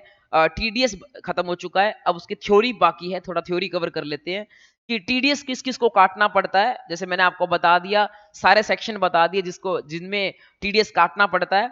बट जिनमें भी टीडीएस काटना पड़ता है, काटता कौन है, तो बोलता है सैलरी के केस में टीडीएस कौन काटता है, एम्प्लॉयर खुद काटता है, या फिर अगर एम्प्लॉयर कंपनी है तो उसका जो प्रिंसिपल ऑफिसर होगा वो काटता है। एमसीक्यू आ सकता है इस टेबल में से भी। हाँ, अदर देन गवर्नमेंट, अगर गवर्नमेंट है तो उस केस में जो भी डिसबर्सिंग ऑफिसर है वो टीडीएस काटता है। इसके अलावा सिक्योरिटीज के केस में टीडीएस कौन काटता है, उस केस में लोकल अथॉरिटी, कॉर्पोरेशन, कंपनी, जो भी कंपनी है जिसकी सिक्योरिटी है वही टीडीएस काटेगी, या फिर उसका प्रिंसिपल ऑफिसर इंक्लूडिंग वो भी इंक्लूड किया जाएगा, यानी कि वो भी लायबल रहेगा। तो ये इंक्लूडिंग लिख रखा है, वो भी लायबल रहेगा। यहाँ पर कंपनी केस में भी इंक्लूडिंग लिख रखा है, कंपनी खुद भी लायबल है और उसका ऑफिसर भी लायबल है। इसके अलावा जो है क्या कहते हैं अपना नॉन रेजिडेंट के केस में जो है कौन लायबल है, पर्सन खुद, वो खुद लायबल है, और अथोराइज बाय हिम, या फिर वो अथोराइज करेगा किसी पर्सन को, वो लायबल है, या उसका कोई एजेंट होगा वो लायबल है। ठीक है, एमसीक्यू वगैरह आ सकते हैं इसके ऊपर। आगे चलते हैं, ये चार्ट है, इस चार्ट में से कभी कुछ पूछा नहीं गया, लेकिन आपको बता देता हूं कि आपको जो है क्या याद करना है, क्या याद नहीं करना। ये सारे सेक्शंस के ऊपर तो जो है क्या लगता है, पेमेंट और क्रेडिट विच एवरेज अर्लियर का रूल लगता है, तब टीडीएस काटना होता है। इन सेक्शंस के ऊपर जो टीडीएस काटना होता है पेमेंट के टाइम पे काटना होता है। ठीक है, एक तो ये बात याद रखनी है। दूसरा, अगली बात आती है कि भाई अपना ड्यू डेट्स, मेरे को नहीं लगता एग्जाम में ड्यू डेट्स आएंगी कि टीडीएस काट तो लिया, टीडीएस जमा कब कराना होता है। देखो क्या लिख रखा है, जो आई ए आई बी और एम सेक्शन थे, बस मैं रिवाइज करा रहा हूं आपको, रट्टा नहीं मारना, बहुत ज्यादा मेहनत नहीं करनी इसको याद करने में, और बहुत सारी चीजें हैं हमें याद करने के लिए। इन 3 सेक्शंस के अंदर तो हमने आपको बताया था सिंगल चालान भरना पड़ता है, उसकी ड्यू डेट रहती है 30 days from the end of the month, यानी कि महीना खत्म होने के बाद। यानी कि अगर आपने मान लो जब भी पेमेंट की है आपने, मान लो अभी अप्रैल महीना चल रहा है, तो अप्रैल महीना खत्म होने के बाद 31 मई को आपको क्या करना पड़ेगा, एक सिंगल चालान भरना पड़ेगा। ये फॉर्म नंबर तो पक्का याद नहीं करने, ये अपने सिलेबस में नहीं है। तो ये आपको जो है क्या कहते हैं अपना क्या करना पड़ेगा, 30 डेज के अंदर आपको भरना पड़ेगा, टीडीएस जमा कराना पड़ेगा। बाकी जो सेक्शंस हैं जिसके अंदर कई जगह क्वार्टरली पेमेंट है टीडीएस की, जैसे ये सेक्शंस हैं, यहाँ पर आप जिस क्वार्टर में टीडीएस काटते हो उस क्वार्टर को खत्म होने के 7 तारीख को जमा कराना है। लेकिन जो लास्ट क्वार्टर होता है 31 मार्च वाला, वहां 7 अप्रैल को जमा नहीं कराना होता, वहां 30 अप्रैल को जमा कराना है। बाकी सेक्शंस के अंदर मंथली बेसिस पे जमा कराना होता है, यानी कि अप्रैल का टीडीएस आपको जमा कराना पड़ेगा, 7 मई को जमा करना पड़ेगा। लेकिन इन सेक्शंस में आपको जमा कराना पड़ेगा अप्रैल मई जून का टीडीएस इकट्ठा करके 7 जुलाई को जमा कराना पड़ेगा। ठीक है, लेकिन लास्ट मंथ मार्च के अंदर हमेशा गड़बड़ी होती है, मार्च का टीडीएस तो आपको जो है मार्च में जमा नहीं कराना, 7 अप्रैल को भी नहीं कराना, 30 अप्रैल को जमा कराना है। ठीक है, इसके अलावा क्या होता है, क्वार्टरली रिटर्न्स भरी जाती हैं, तो क्वार्टरली रिटर्न्स भरी जाती हैं। क्वार्टरली रिटर्न्स जो होती हैं वो पहला क्वार्टर है जून का, इसकी रिटर्न भरी जाती है जुलाई को, फिर अक्टूबर, फिर जैन, फिर मई। यानी कि जनरली क्या रूल रहता है, अगले महीने की लास्ट डेट को भरी जाती है। जून के लिए 31 जुलाई, सितंबर के लिए 31 अक्टूबर, दिसंबर के लिए 31 जनवरी, लेकिन मार्च के लिए 30 अप्रैल बनती है, बट वहां नहीं भरी जाती, 31 मई भरी जाती है। ये ध्यान रखना है आप। इसके अलावा गवर्नमेंट ऑफिसर के केस में, अगर गवर्नमेंट का डिपार्टमेंट है तो वहां सिंपल रहता है, वहां जो है अगर अगर वो चलान के थ्रू पेमेंट कर रहे हैं तो 7 तारीख को भरना पड़ता है, इसमें सेम रूल है, सिंपल रूल है।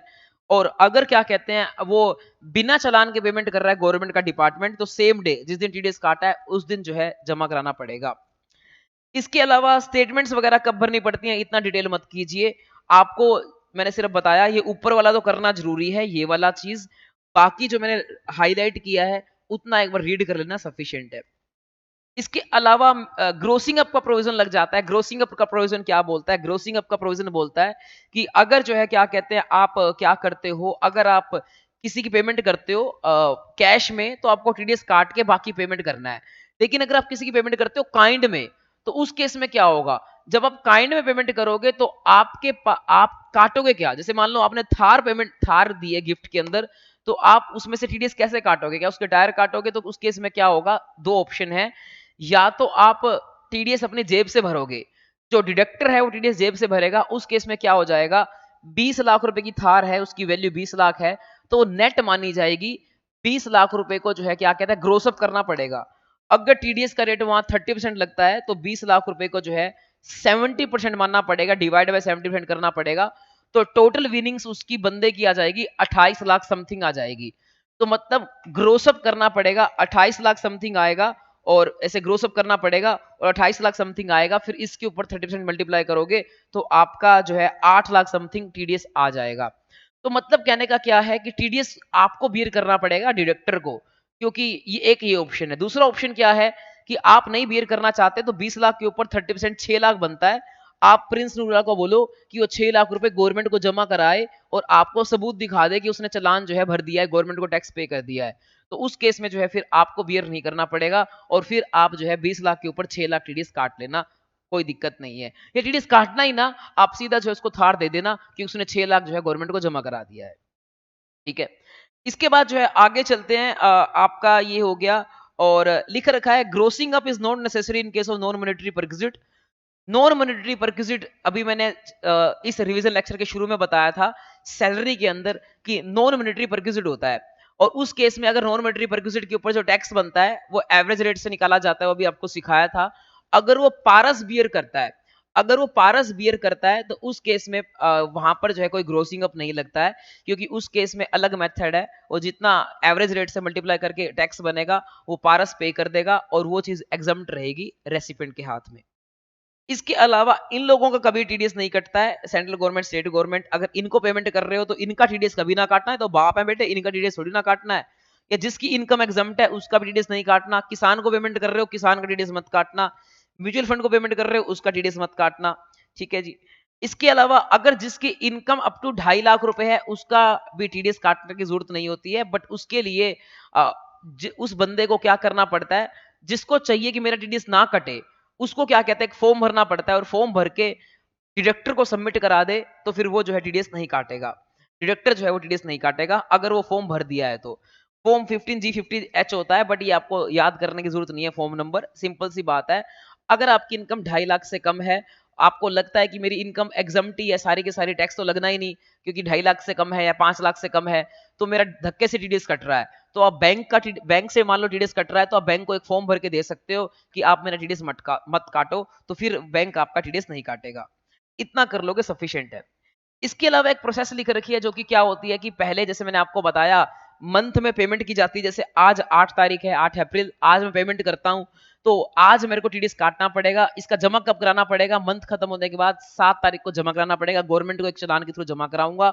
और फिर जो है जमा कराने के बाद क्या होगा, जमा कराने के बाद जब 7 तारीख को जमा कराऊंगा और 7 तारीख को जमा कराने के बाद क्या होगा कि फिर उसके बाद जब मैं जमा करा चुका होऊंगा पेमेंट, टीडीएस जमा करा चुका होऊंगा, उसके बाद क्या होगा, टीडीएस जमा कराने के बाद, तो टीडीएस जमा कराने के बाद क्या होगा, मैं 7 तारीख को जमा कराऊंगा और उसके बाद क्या होगा, मेरे को क्वार्टर खत्म होने के बाद अप्रैल मई जून का क्वार्टर खत्म होगा, उसके बाद मैं एक रिटर्न फाइल करूंगा और वो रिटर्न जो है टीडीएस की रिटर्न जाएगी, वो रिटर्न फाइल करूंगा, वो रिटर्न जो है गवर्नमेंट चेक करेगी, मैथमेटिकली चेक करेगी, सॉफ्टवेयर द्वारा चेक करेगी, कोई गलती होगी तो आपको जो है क्या कहते हैं नोटिस वगैरह आ जाएगा। ये प्रोसेस रहती है। रिटर्न भरने के बाद आपको क्या करना पड़ता है, जिस बंदे का आपने टीडीएस काटा है ऑनलाइन जाकर आपको एक गवर्नमेंट से एक फॉर्म डाउनलोड करना पड़ता है और फॉर्म डाउनलोड करके देना पड़ता है जिसका आपने टीडीएस काटा है उसको। सैलरी क्लास में, सैलरीड क्लास का आप एम्प्लॉय का टीडीएस काटते हो तो फॉर्म 16 आप नेट से डाउनलोड करके जो है रिटर्न भरने के बाद आप नेट से डाउनलोड करके फॉर्म 16 उस एम्प्लॉय को देते हो। ये पूरी प्रोसेस रहती है। अगर आप जो है क्या कहते हैं रिटर्न टाइम पे नहीं भरते हो, 200 रुपए पर डे की जो है अपना पेनल्टी लगती है, लेट फीस लगती है, या फिर जितना उस पर टीडीएस बनता है विच एवरेज लोअर। मान लो टीडीएस ही रिटर्न जितनी मैंने भरनी थी उसमें 10,000 रुपए का टीडीएस बनता था, तो 10,000 की पेनल्टी, या फिर जितना दिन आपने लेट किया 200 रुपए पर डे की पेनल्टी विच एवरेज लोअर आपको लगेगी।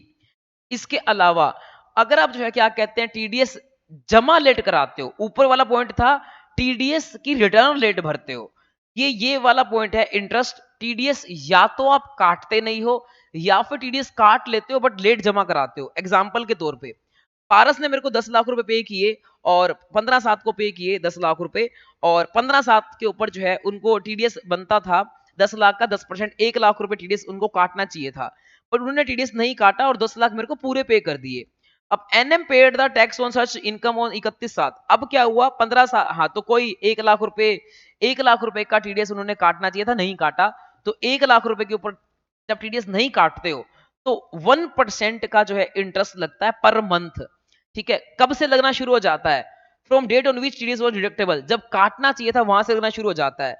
आपको 15/7 से काटना चाहिए था, वहां से लगना शुरू हो जाएगा, और कब तक लगेगा, जब तक आप पे नहीं, जब तक आप जो है क्या कहते हैं काट नहीं लोगे तब तक लगेगा। अब इस केस में क्या हुआ, पारस ने टीडीएस काटा ही नहीं, लेकिन एनएम ईमानदार निकला और एनएम ने ईमानदारी से 31 जुलाई को अपना जो है टैक्स भर दिया है, तो अब जो है मान लिया जाएगा कि पारस ने टीडीएस काट लिया है क्योंकि गवर्नमेंट के पास टैक्स आ चुका है, तो इसलिए इंटरेस्ट लगना बंद हो जाएगा 31 जुलाई को। तो अब कितना इंटरेस्ट लगेगा भाई, देखो 15 जुलाई से शुरू होगा, यहाँ पर पार्ट ऑफ द मंथ भी काउंट करते हैं, तो जुलाई जुलाई अगस्त सितंबर अक्टूबर नवंबर दिसंबर जनवरी फरवरी मार्च अप्रैल मई जून और अगले महीने का भी जुलाई, तो 12-13 महीने का जो है क्या कहते हैं इंटरेस्ट लग जाएगा, 1 लाख इंटू 1% में 13 मंथ्स का इंटरेस्ट लग जाएगा। ये इंटरेस्ट जो है पारस को भरना पड़ेगा। Find out the interest payable on the non deduction of the TDS, ये मैंने आपको बता दिया। लेकिन अगला एक मैंने क्वेश्चन बनाया, इफ टीडीएस डिडक्टेड ऑन 31 जुलाई, अगर क्या होता, अगर ये होता कि भाई मैं एनएम रिटर्न ना भरता, पारस मेरा टीडीएस काट लेता बट बाद में लेट काटता, तो पारस ने टीडीएस जो है 1 लाख रुपए टीडीएस कब काटा, लेट काटा। पारस ने टीडीएस काटा 31 जुलाई को, तो 31 जुलाई को काटा है, तो वही 13 महीने का इंटरेस्ट लग जाएगा, 13 महीने का इंटरेस्ट लग जाएगा जो भी बनेगा। काटने के बाद जमा लेट कराया, जमा काटने के बाद जमा कराना होता है अगले महीने की 7 तारीख को, बट पारस ने जमा कराया 14 दिसंबर को, बहुत लेट जमा कराया, तो इस केस में जो है क्या कहते हैं और भी इंटरेस्ट लगेगा। अब क्या इंटरेस्ट लगेगा, 1 लाख इंटू में 1% पर मंथ, अब क्या, एक नहीं 1.5%, 1.5% लगता है।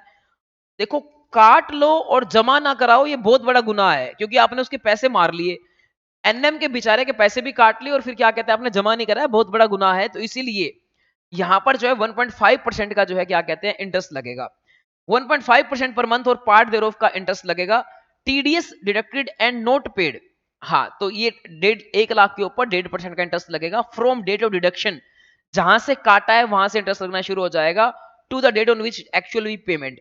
तो 31 जुलाई को आपने काटा था, 31 जुलाई से आपको इंटरेस्ट लगना शुरू हो जाएगा। जुलाई महीने का एक दिन हुआ है, फिर भी पूरा महीना काउंट हो जाएगा, जुलाई अगस्त सितंबर अक्टूबर नवंबर दिसंबर, तो 6 महीने का आपको जो है इंटरेस्ट लग जाएगा। तो कुल मिला के बात यह है, अगर आप काट लेते हो और जमा नहीं कराते तो 1.5% का इंटरेस्ट लगता है पर मंथ और पार्ट देयर ऑफ, और कहां से लगता है, जहां से काटते हो वहां से जहां तक जमा कराते हो वहां तक, और अगर क्या कहते हैं काटते ही नहीं हो तो जहां से काटना चाहिए था वहां से लेकर जहां तक काटोगे वहां तक का इंटरेस्ट लगेगा 1% पर मंथ और पार्ट देयर ऑफ।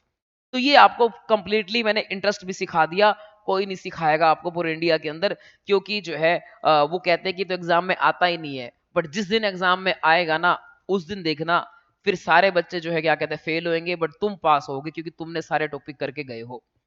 इसके अलावा जो है क्या कहते हैं एसएससी इन डिफॉल्ट तो मैं आपको समझा चुका हूं।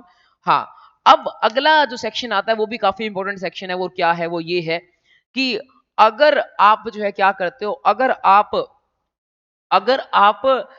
जो जिसका टीडीएस काट रहे हो उसकी रिस्पॉन्सिबिलिटी होती है, यानी कि डिडक्टी डिडक्टी की रिस्पॉन्सिबिलिटी होती है कि वो जो है क्या कहते हैं पैन नंबर दे दे किसको, डिडक्टर को। अगर डिडक्टी पैन नंबर नहीं देता तो रेट जो है ज्यादा लगता है, टीडीएस ज्यादा रेट से कटता है। जितने सेक्शंस में रेट प्रेस्क्राइब किए थे वो rate prescribe under the sections वो, और 20% विच एवरेज हायर, इस रेट से जो है क्या कहते हैं टीडीएस लगता है। तो अगर क्या कहते हैं पैन नंबर आप दे देते हो तो बहुत बढ़िया है, अगर पैन नंबर आप दे देते हो तो आप बहुत बढ़िया है, पैन नंबर नहीं देते तो फिर 20% और रेट प्रेस्क्राइब विच एवरेज हायर रेट से टीडीएस लगता है। 194 क्यू आपके सिलेबस से हट चुका है, इसको काट दीजिए। 194 क्यू अभी भी सिलेबस में है, ओ हट चुका है, क्यू सिलेबस में है। तो क्यू के केस में 20% की जगह 5% रेट लगता है, ये ध्यान रखना, क्योंकि क्यू सेक्शन के अंदर पहले ही रेट बहुत कम है, तो जब पैन नंबर नहीं दोगे तो मैक्सिमम 5% रेट लगेगा। इसके अलावा अगर इनवैलिड पैन है या फिर आपने किसी और पर्सन का पैन दे दिया तो भी आपको हायर रेट देना पड़ेगा, ये 20% का रेट देना पड़ेगा। इसके अलावा लिख रखा है कि भाई अगर क्या कहते हैं नॉन फाइलर ऑफ आईटीआर, अगर आप आईटीआर फाइल नहीं करते हो तो अलग रेट से टैक्स लगता है। कहने का मतलब क्या है, आईटीआर कौन सी फाइल नहीं करते हो, अभी बताऊंगा आईटीआर कौन सी फाइल नहीं करते हो। तो अगर आप आईटीआर फाइल नहीं करते हो तो आपको किस रेट से टैक्स लगता है, तो रेट लगता है ट्वाइस द रेट प्रेस्क्राइब और 5% विच एवरेज हायर। जैसे कि कुछ सेक्शन ऐसे हैं जहां पर 20% का रेट प्रेस्क्राइब किया हुआ है, तो वहां जैसे अपना 5% का रेट प्रेस्क्राइब किया हुआ है तो ट्वाइस हो जाएगा, तो 10% वहां रेट लगेगा। या फिर कोई सेक्शन ऐसा है जहां पर 10% का रेट प्रेस्क्राइब किया हुआ है तो वहां ट्वाइस हो जाएगा, तो 20% का रेट लगेगा। तो ट्वाइस द रेट और 5% विच एवरेज हायर, ये रेट लगेगा। ये सेक्शन इनके ऊपर अप्लाई नहीं होता, 92 92 ए बी बी एन इनके ऊपर ये सेक्शन अप्लाई नहीं होता है। इसके अलावा हाँ ए 92 92 इसके अंदर एक आधा और भी ऐड करवाया था, वो एक बार नोट कर लेना, आपको मैंने एक आधा और भी ऐड करवाया हुआ है जिनके ऊपर ये अप्लाई नहीं होता। 192 सैलरी के ऊपर अप्लाई नहीं होता है सेक्शन, क्योंकि वहां रेट कौन सा दिया हुआ है वहां 20% वाला रेट नहीं लगता, वहां जो है क्या कहते हैं स्लैब रेट लगता है। हाँ, लेकिन ऊपर वाला अगर पैन नंबर नहीं दोगे तो यहाँ 20% लग जाएगा, पैन नंबर नहीं दोगे तो 20% लग जाएगा।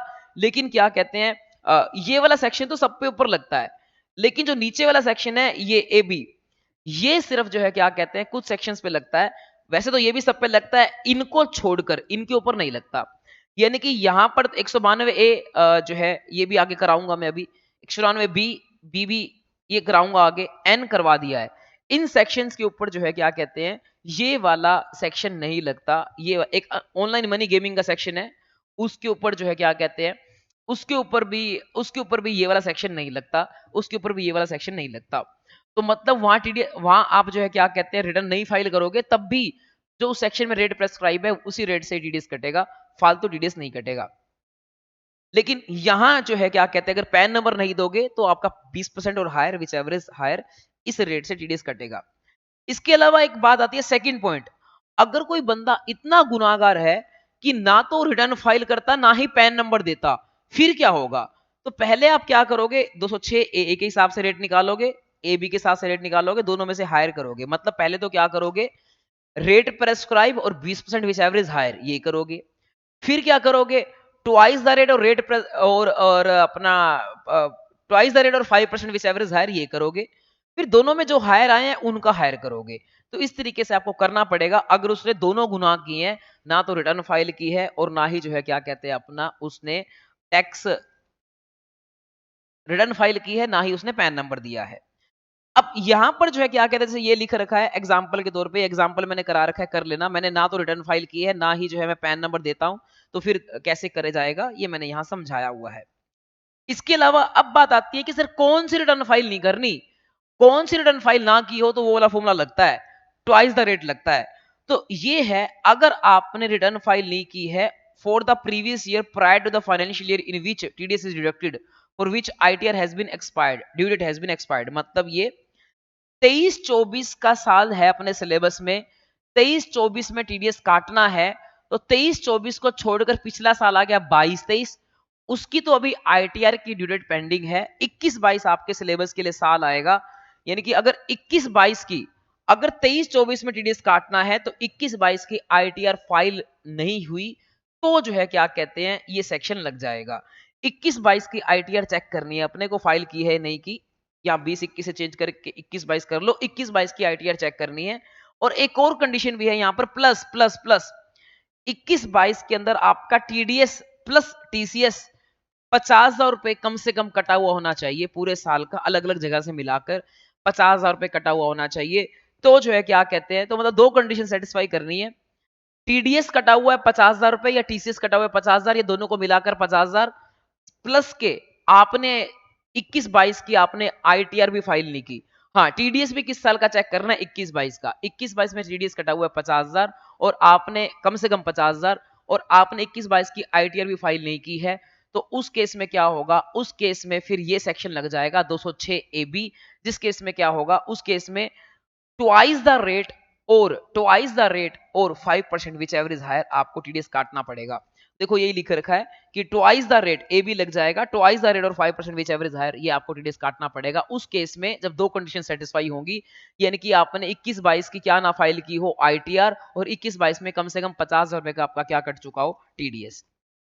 इसके बाद आगे वो बात आती है कि भाई ये वाला रूल जो है एनआर के ऊपर नहीं लगता, वो तो मैंने आपको बता ही दिया एनआर के ऊपर नहीं लगता है, या फिर जिसको रिटर्न फाइल करने की जरूरत ही नहीं है उसके ऊपर भी नहीं लगता, a person who is not required to furnish the return उसके ऊपर भी नहीं लगता।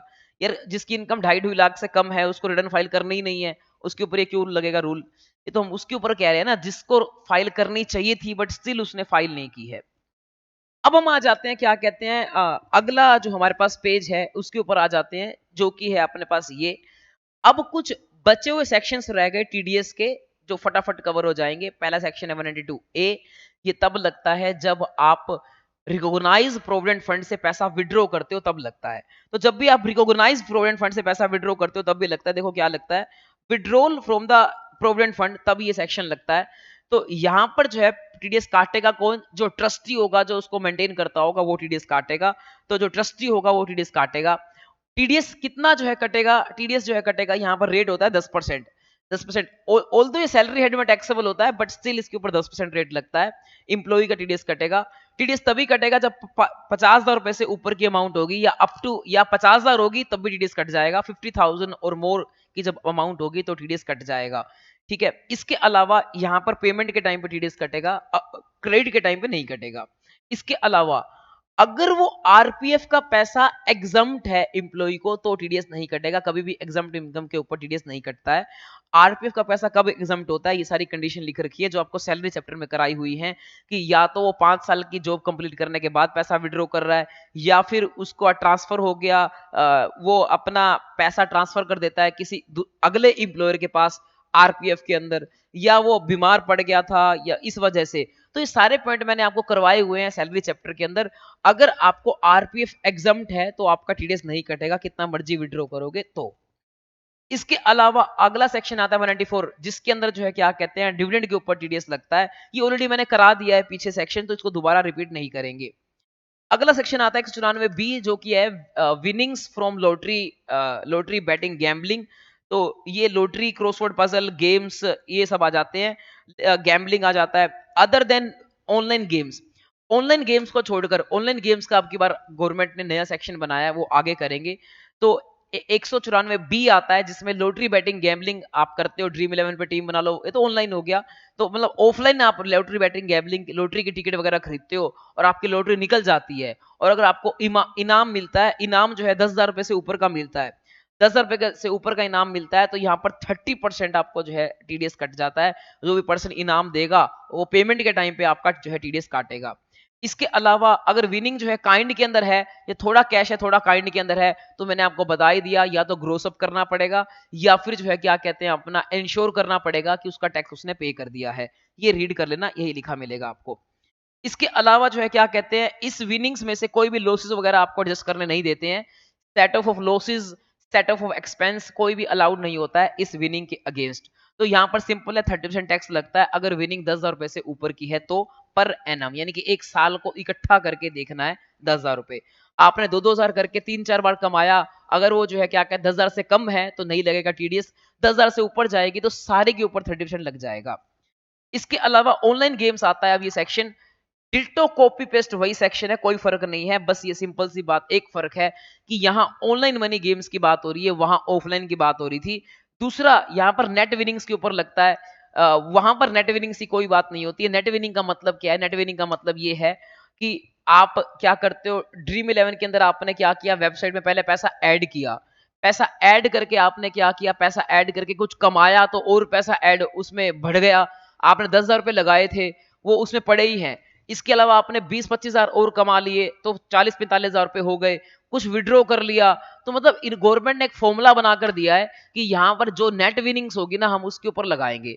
नेट विनिंग्स का ये मतलब बिल्कुल भी नहीं है कि भाई कोई खर्चा माइनस करने दे रहे हैं, खर्चा कोई माइनस नहीं करने देते हैं, खर्चा अलाउड नहीं रहता है, ना ही कोई सेट ऑफ लॉस अलाउ रहता है।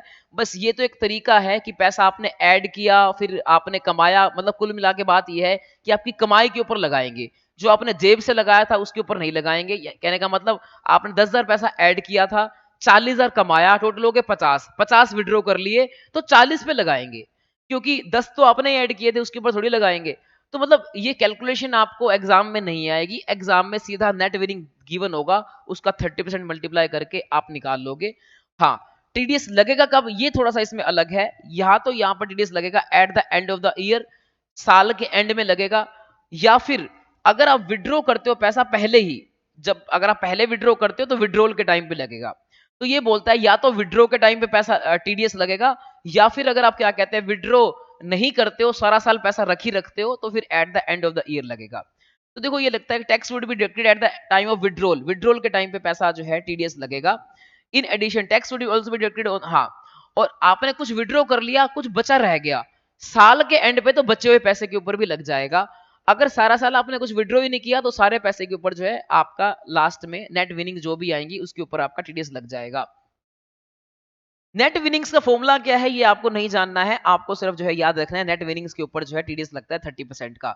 नेट विनिंग्स अगर थोड़ी कैश में थोड़ी काइंड में है, जैसे अगर आप थार जीतते हो तो उस केस में वही सेम रूल लगेगा, या तो ग्रोस अप करना पड़ेगा या फिर क्या कहते हैं आपको क्या करना पड़ेगा, या फिर आपको जो है क्या कहते हैं इंश्योर करना पड़ेगा कि यूजर ने टैक्स डिपॉजिट कर दिया है।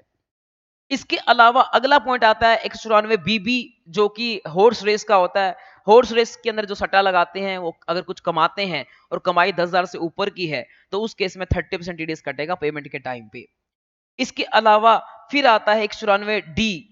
डी मतलब दलाल, दलाल मतलब कि कमीशन, कमीशन के ऊपर लगता है। और ये कौन से वाला कमीशन होता है? ये कमीशन होता है हमारा ये कमीशन होता है हमारा इंश्योरेंस बिजनेस। अगर कोई इंश्योरेंस का एजेंट है, मान लो मैं एलआईसी का एजेंट बनता हूं, तो एलआईसी के एजेंट को जो एलआईसी कमीशन देगी उसके ऊपर जो टीडीएस काटेगी। जितने भी कमीशन है ना, चाहे वो डी का हो, चाहे वो जी का हो, चाहे एच का हो, सब पे सेम रेट है 5%, और सब पे सेम लिमिट है 15,000 रुपए की। ये सिंपल सी बात है। हाँ, बस इसमें थोड़ा सा फर्क है। अगर क्या कहते हैं कंपनी है, पेई कंपनी है, मतलब अगर जो दलाल है वो कंपनी है तो 10% कटेगा। अगर कोई दलाल बाकी अदर देन कंपनी है तो 5% कटेगा। सिर्फ इस सेक्शन के अंदर है, बाकी सेक्शंस में ऐसा कोई रूल नहीं है। तो ये इंश्योरेंस के एजेंट के केस में है कि 15,000 की एक तो लिमिट मिल जाएगी, 15,000 से ऊपर कमीशन होगा तभी टीडीएस कटेगा। इसके अलावा अपना 5% कटेगा या 10% कटेगा at the time of credit और payment whichever is earlier. इसके अलावा डी ए आता है आफ्टर डेथ। आफ्टर डेथ का मतलब कि जब भी आप क्या कहते हैं अपना इंश्योरेंस की पॉलिसी आपकी मैच्योर होगी तो टीडीएस कटेगा। अब देखिए आफ्टर डेथ का मतलब ये ना समझना कि डेथ होने के बाद जब पॉलिसी का पैसा मिलेगा तब टीडीएस कटेगा। डेथ के बाद तो सारा पॉलिसी का पैसा एग्जम्प्ट होता है। बस ये सेक्शन याद करने के लिए आपको बताया हुआ है, डीए मतलब आफ्टर डेथ, यानी कि पॉलिसी जब मैच्योर होगी तब पैसा टीडीएस कटेगा, और पॉलिसी मैच्योर होने पे जो पैसा मिलेगा तब टीडीएस कटेगा। लेकिन इनकम जितनी होगी उस पर ही टीडीएस कटेगा। कहने का मतलब क्या है कि जब पॉलिसी मैच्योर होती है, पॉलिसी मैच्योर होती है तो मैच्योर होने के टाइम पे आपको क्या करना पड़ेगा, मैच्योर होने के टाइम पे आपको क्या करना पड़ेगा। हाँ, तो एक तो ध्यान देना है जब पॉलिसी मैच्योर होती है, देखो क्या लिख रखे, पॉलिसी मैच्योर होती है, अगर मैच्योरिटी के टाइम पे पैसा 1 लाख रुपए से ऊपर का मिल रहा है तो टीडीएस कटेगा। पहले तो ये बात होगी। दूसरी बात, जो पैसा मिल रहा है उस पर 5% का टीडीएस कटेगा। तीसरी बात, अगर जो पैसा पेमेंट के टाइम पे टीडीएस कटेगा। तीसरी बात, चौथी बात, अगर पॉलिसी की मैच्योरिटी एग्जम्प्ट है तो टीडीएस नहीं कटेगा। अगर पॉलिसी की मैच्योरिटी जो है एग्जम्प्ट है तो टीडीएस नहीं कटेगा। अब पॉलिसी की मैच्योरिटी एग्जम्प्ट कब होती है वो मैंने आपको अदर सोर्सेज के चैप्टर में कराया हुआ है कि अगर आपका जो है क्या कहते हैं प्रीमियम अप टू 10% है, अप टू 15% है, या अप टू 20% है, पहले वाला अगर पॉलिसी है तो 31/12 से पहले वाली, तो उस केस में मैच्योरिटी एग्जम्प्ट होती है। और मैच्योरिटी एग्जम्प्ट होती है तो कोई टीडीएस नहीं कटेगा। मैच्योरिटी टैक्सेबल होनी चाहिए, 1 लाख से ऊपर की प्रोसीड होनी चाहिए तो ही टीडीएस कटेगा। वो भी कितने पे कटेगा? वो भी कटेगा इनकम पे। इनकम क्या होता है? इनकम का मतलब होता है जितना प्रोसीड्स मिला है मैच्योरिटी पे, प्रोसीड्स, प्रोसीड में से माइनस करना होता है आपने आज तक जितना प्रीमियम पे किया है वो, ये आ जाती है आपकी इनकम। यही इनकम आपकी अदर सोर्सेज में टैक्सेबल होती है, इसी के ऊपर आपका टीडीएस कटेगा। 5% of the amount of income, income पे टीडीएस कटेगा। इसके अलावा अगला सेक्शन आता है जो कि है जी, जैसे मैंने आपको बताया लॉटरी का ये भी किसका है?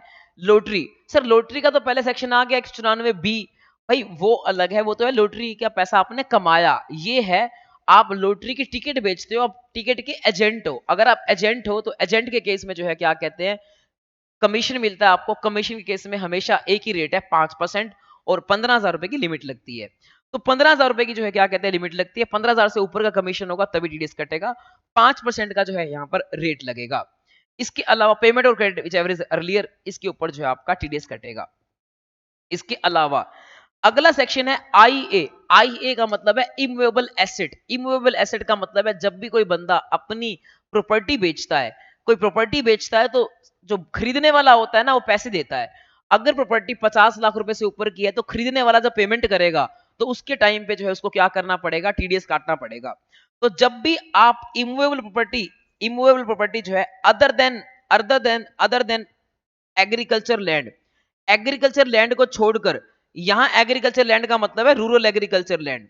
रूरल एग्रीकल्चर लैंड क्योंकि एग्जम्प्ट होती है, रूरल एग्रीकल्चर लैंड को छोड़कर बाकी कोई भी प्रॉपर्टी बेचोगे, चाहे अर्बन एग्रीकल्चर लैंड बेचो, चाहे कोई कुछ भी बेचो, लैंड बिल्डिंग कुछ भी बेचो, इमूवेबल प्रॉपर्टी अगर बेचते हो और 50 लाख रुपए से ऊपर की स्टैंप ड्यूटी है या 50 लाख से ऊपर का कंसिडरेशन है, इफ कंसिडरेशन और स्टैंप ड्यूटी एक्सीड्स 50 लाख और इक्वल टू 50 लाख के बराबर है, 50 लाख से ज्यादा है, तो उस केस में जो है क्या कहते हैं, जो खरीदार है, खरीदार को क्या करना पड़ेगा, खरीदार को जो है टीडीएस काटना पड़ेगा।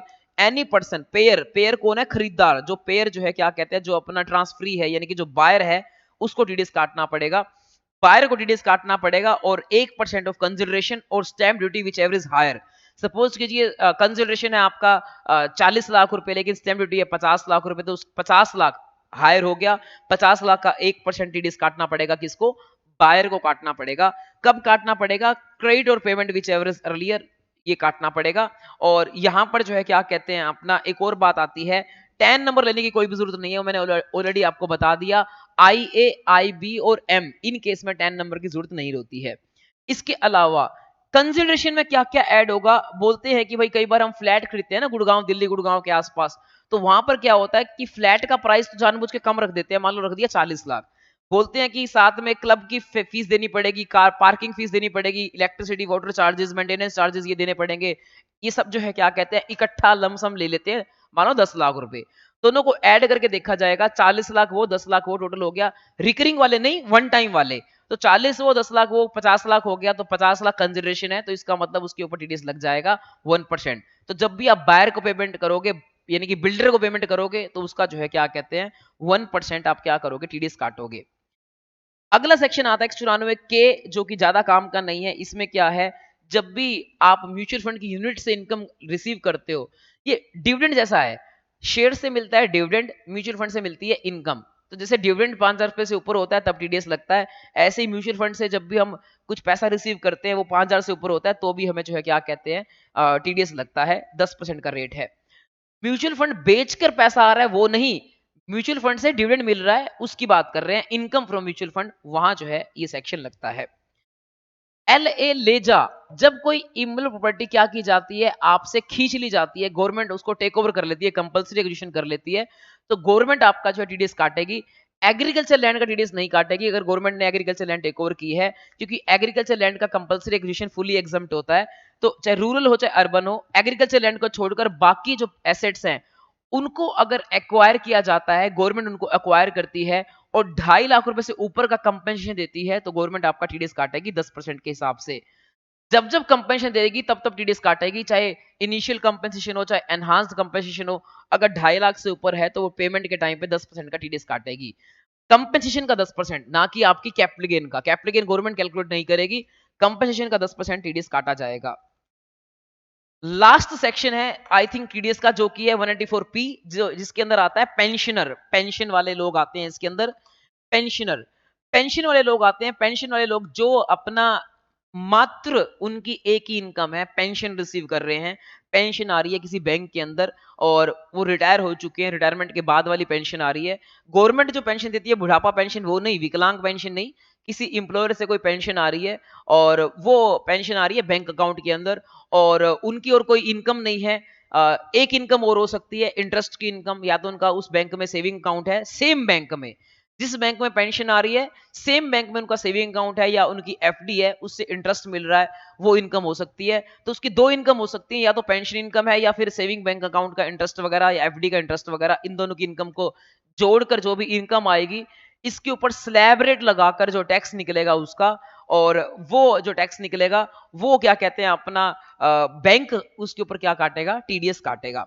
टीडीएस काटेगा स्लैब रेट लगाकर, ये भी बता दिया मैंने आपको। लेकिन इनके लिए जो है एक रूल बनाया गया है, वो ये है कि ये सेक्शन सिर्फ अप्लाई होगा, ये फैसिलिटी सिर्फ दी है 75 ईयर्स और मोर वाले बूढ़ों के लिए, 75 साल और उससे ज्यादा वाले बूढ़ों के लिए दी गई है। वैसे सीनियर सिटीजन 60 साल से ऊपर के होते हैं, लेकिन गवर्नमेंट ने ये सेक्शन सिर्फ बनाया है 75 साल से ऊपर वाले बूढ़ों के लिए। 75 साल या उससे ऊपर वाले बूढ़े जो है उनके लिए ये सेक्शन अप्लाई होता है।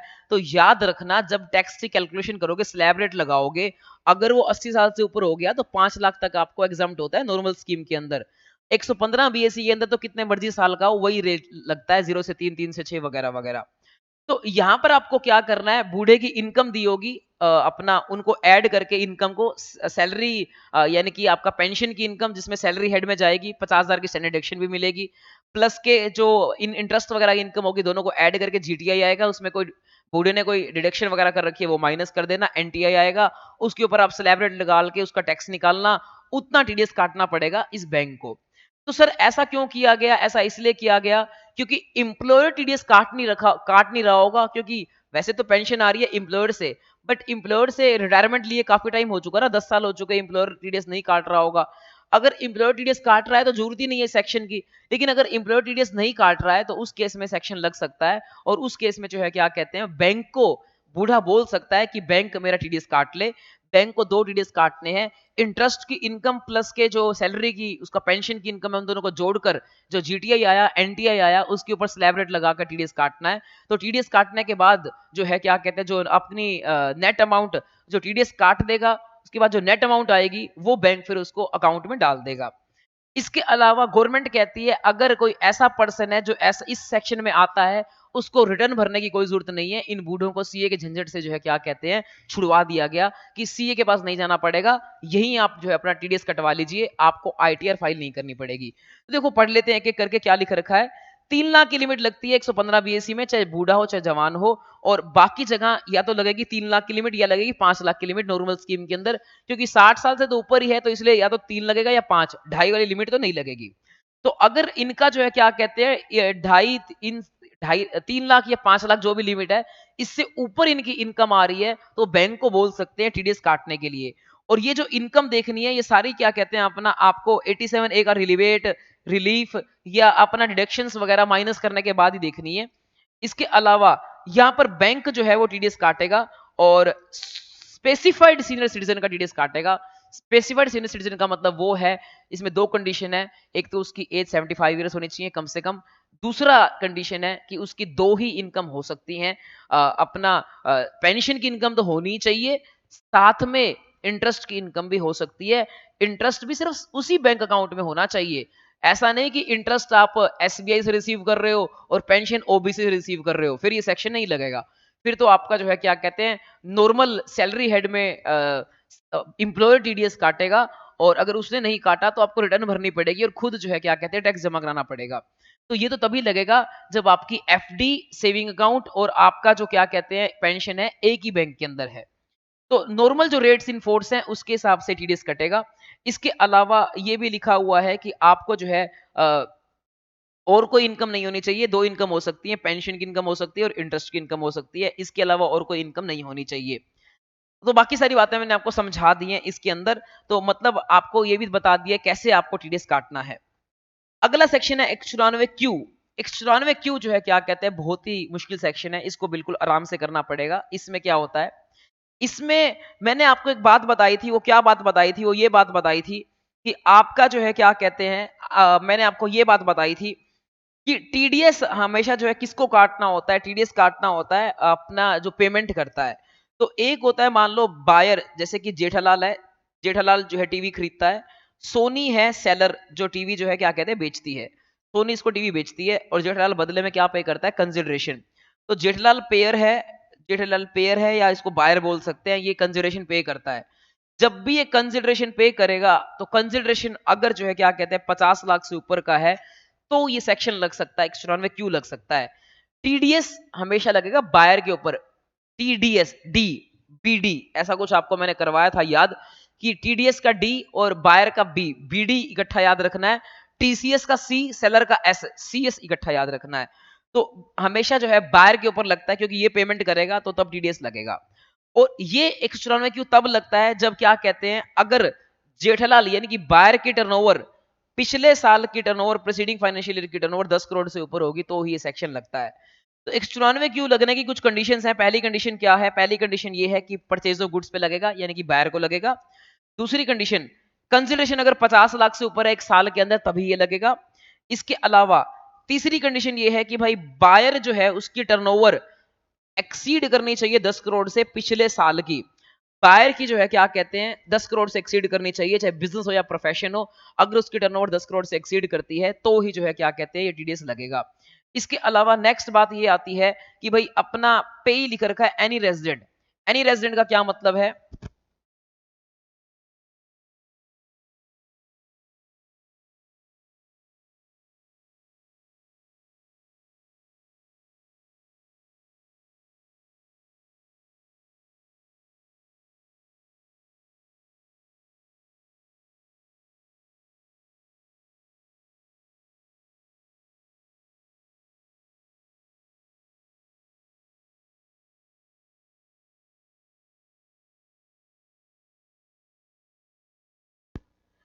तो मैंने आपको ये बताया कि अगर बायर ने जो है 50 लाख से ऊपर का सामान खरीदा है, 50 लाख से ऊपर का कंसिडरेशन है, और बायर की पिछले साल की टर्नओवर 10 करोड़ से ऊपर थी, तो बायर को टीडीएस काटना कंपलसरी हो जाएगा।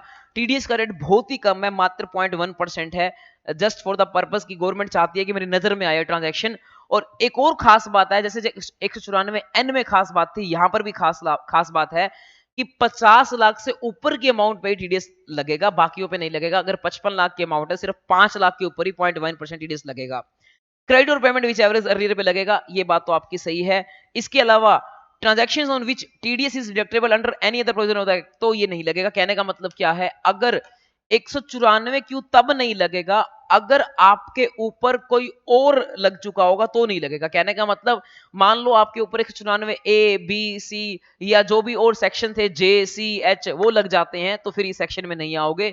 इस सेक्शन में तभी आओगे जब क्या कहते हैं बाकी कोई टीडीएस का सेक्शन ना लग रहा हो।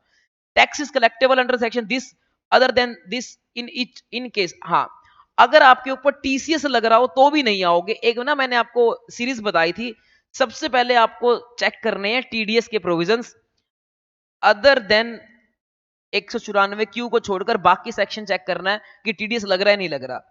फिर आपको टीसीएस चेक करना है, टीसीएस में भी अदर देन 206 सी 1 एच को छोड़कर बाकी चेक करना है कि अपना जो है टीसीएस लग रहा है नहीं लग रहा। अगर ये दोनों नहीं लग रहे फिर चेक करना है 194 क्यू ये लग सकता है, और ये भी नहीं लग रहा तो चेक करना है 206 सी 1 एच ये लग सकता है। इस सीरीज में आपको जो है क्या कहते हैं क्वेश्चन चेक करना है।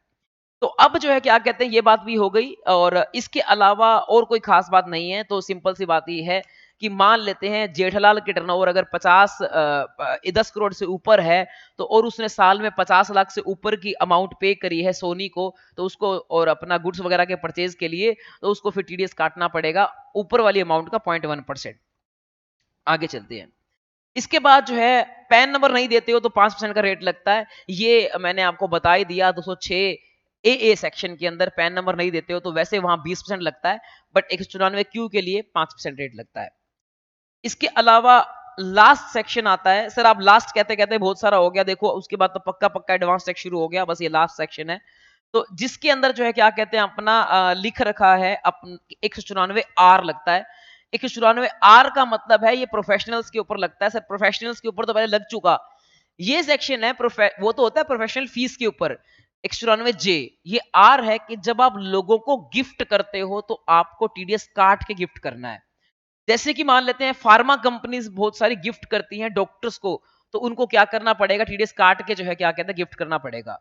अगर गिफ्ट की वैल्यू साल के अंदर 20,000 रुपए से ऊपर की है तो ये सेक्शन लगता है। अगर गिफ्ट की वैल्यू साल के अंदर 20,000 रुपए से ऊपर की है तो ये सेक्शन लगता है। इसके अलावा ये सेक्शन भी चिराज में आता है। तो अगर इंडिविजुअल एचयूएफ गिफ्ट कर रहा है और इंडिविजुअल एचयूएफ की टर्नओवर पिछले साल में अपना 1 करोड़ या 50 लाख से कम है, तो इंडिविजुअल एचयूएफ को अपना जो है टीडीएस लगाने की जरूरत नहीं है। गिफ्ट काइंड में भी हो सकता है और गिफ्ट बिजनेस बेनिफिट हो सकता है, परक्विजिट हो सकता है, वेदर कन्वर्टेबल इनटू मनी और नॉट, यानी कि काइंड में भी हो सकता है और कैश भी हो सकता है। हाँ, बिजनेस का के अंदर ही गिफ्ट देना चाहिए। अगर मैं मम्मी को पर्सनल गिफ्ट करता हूँ वहां टीडीएस नहीं लगेगा।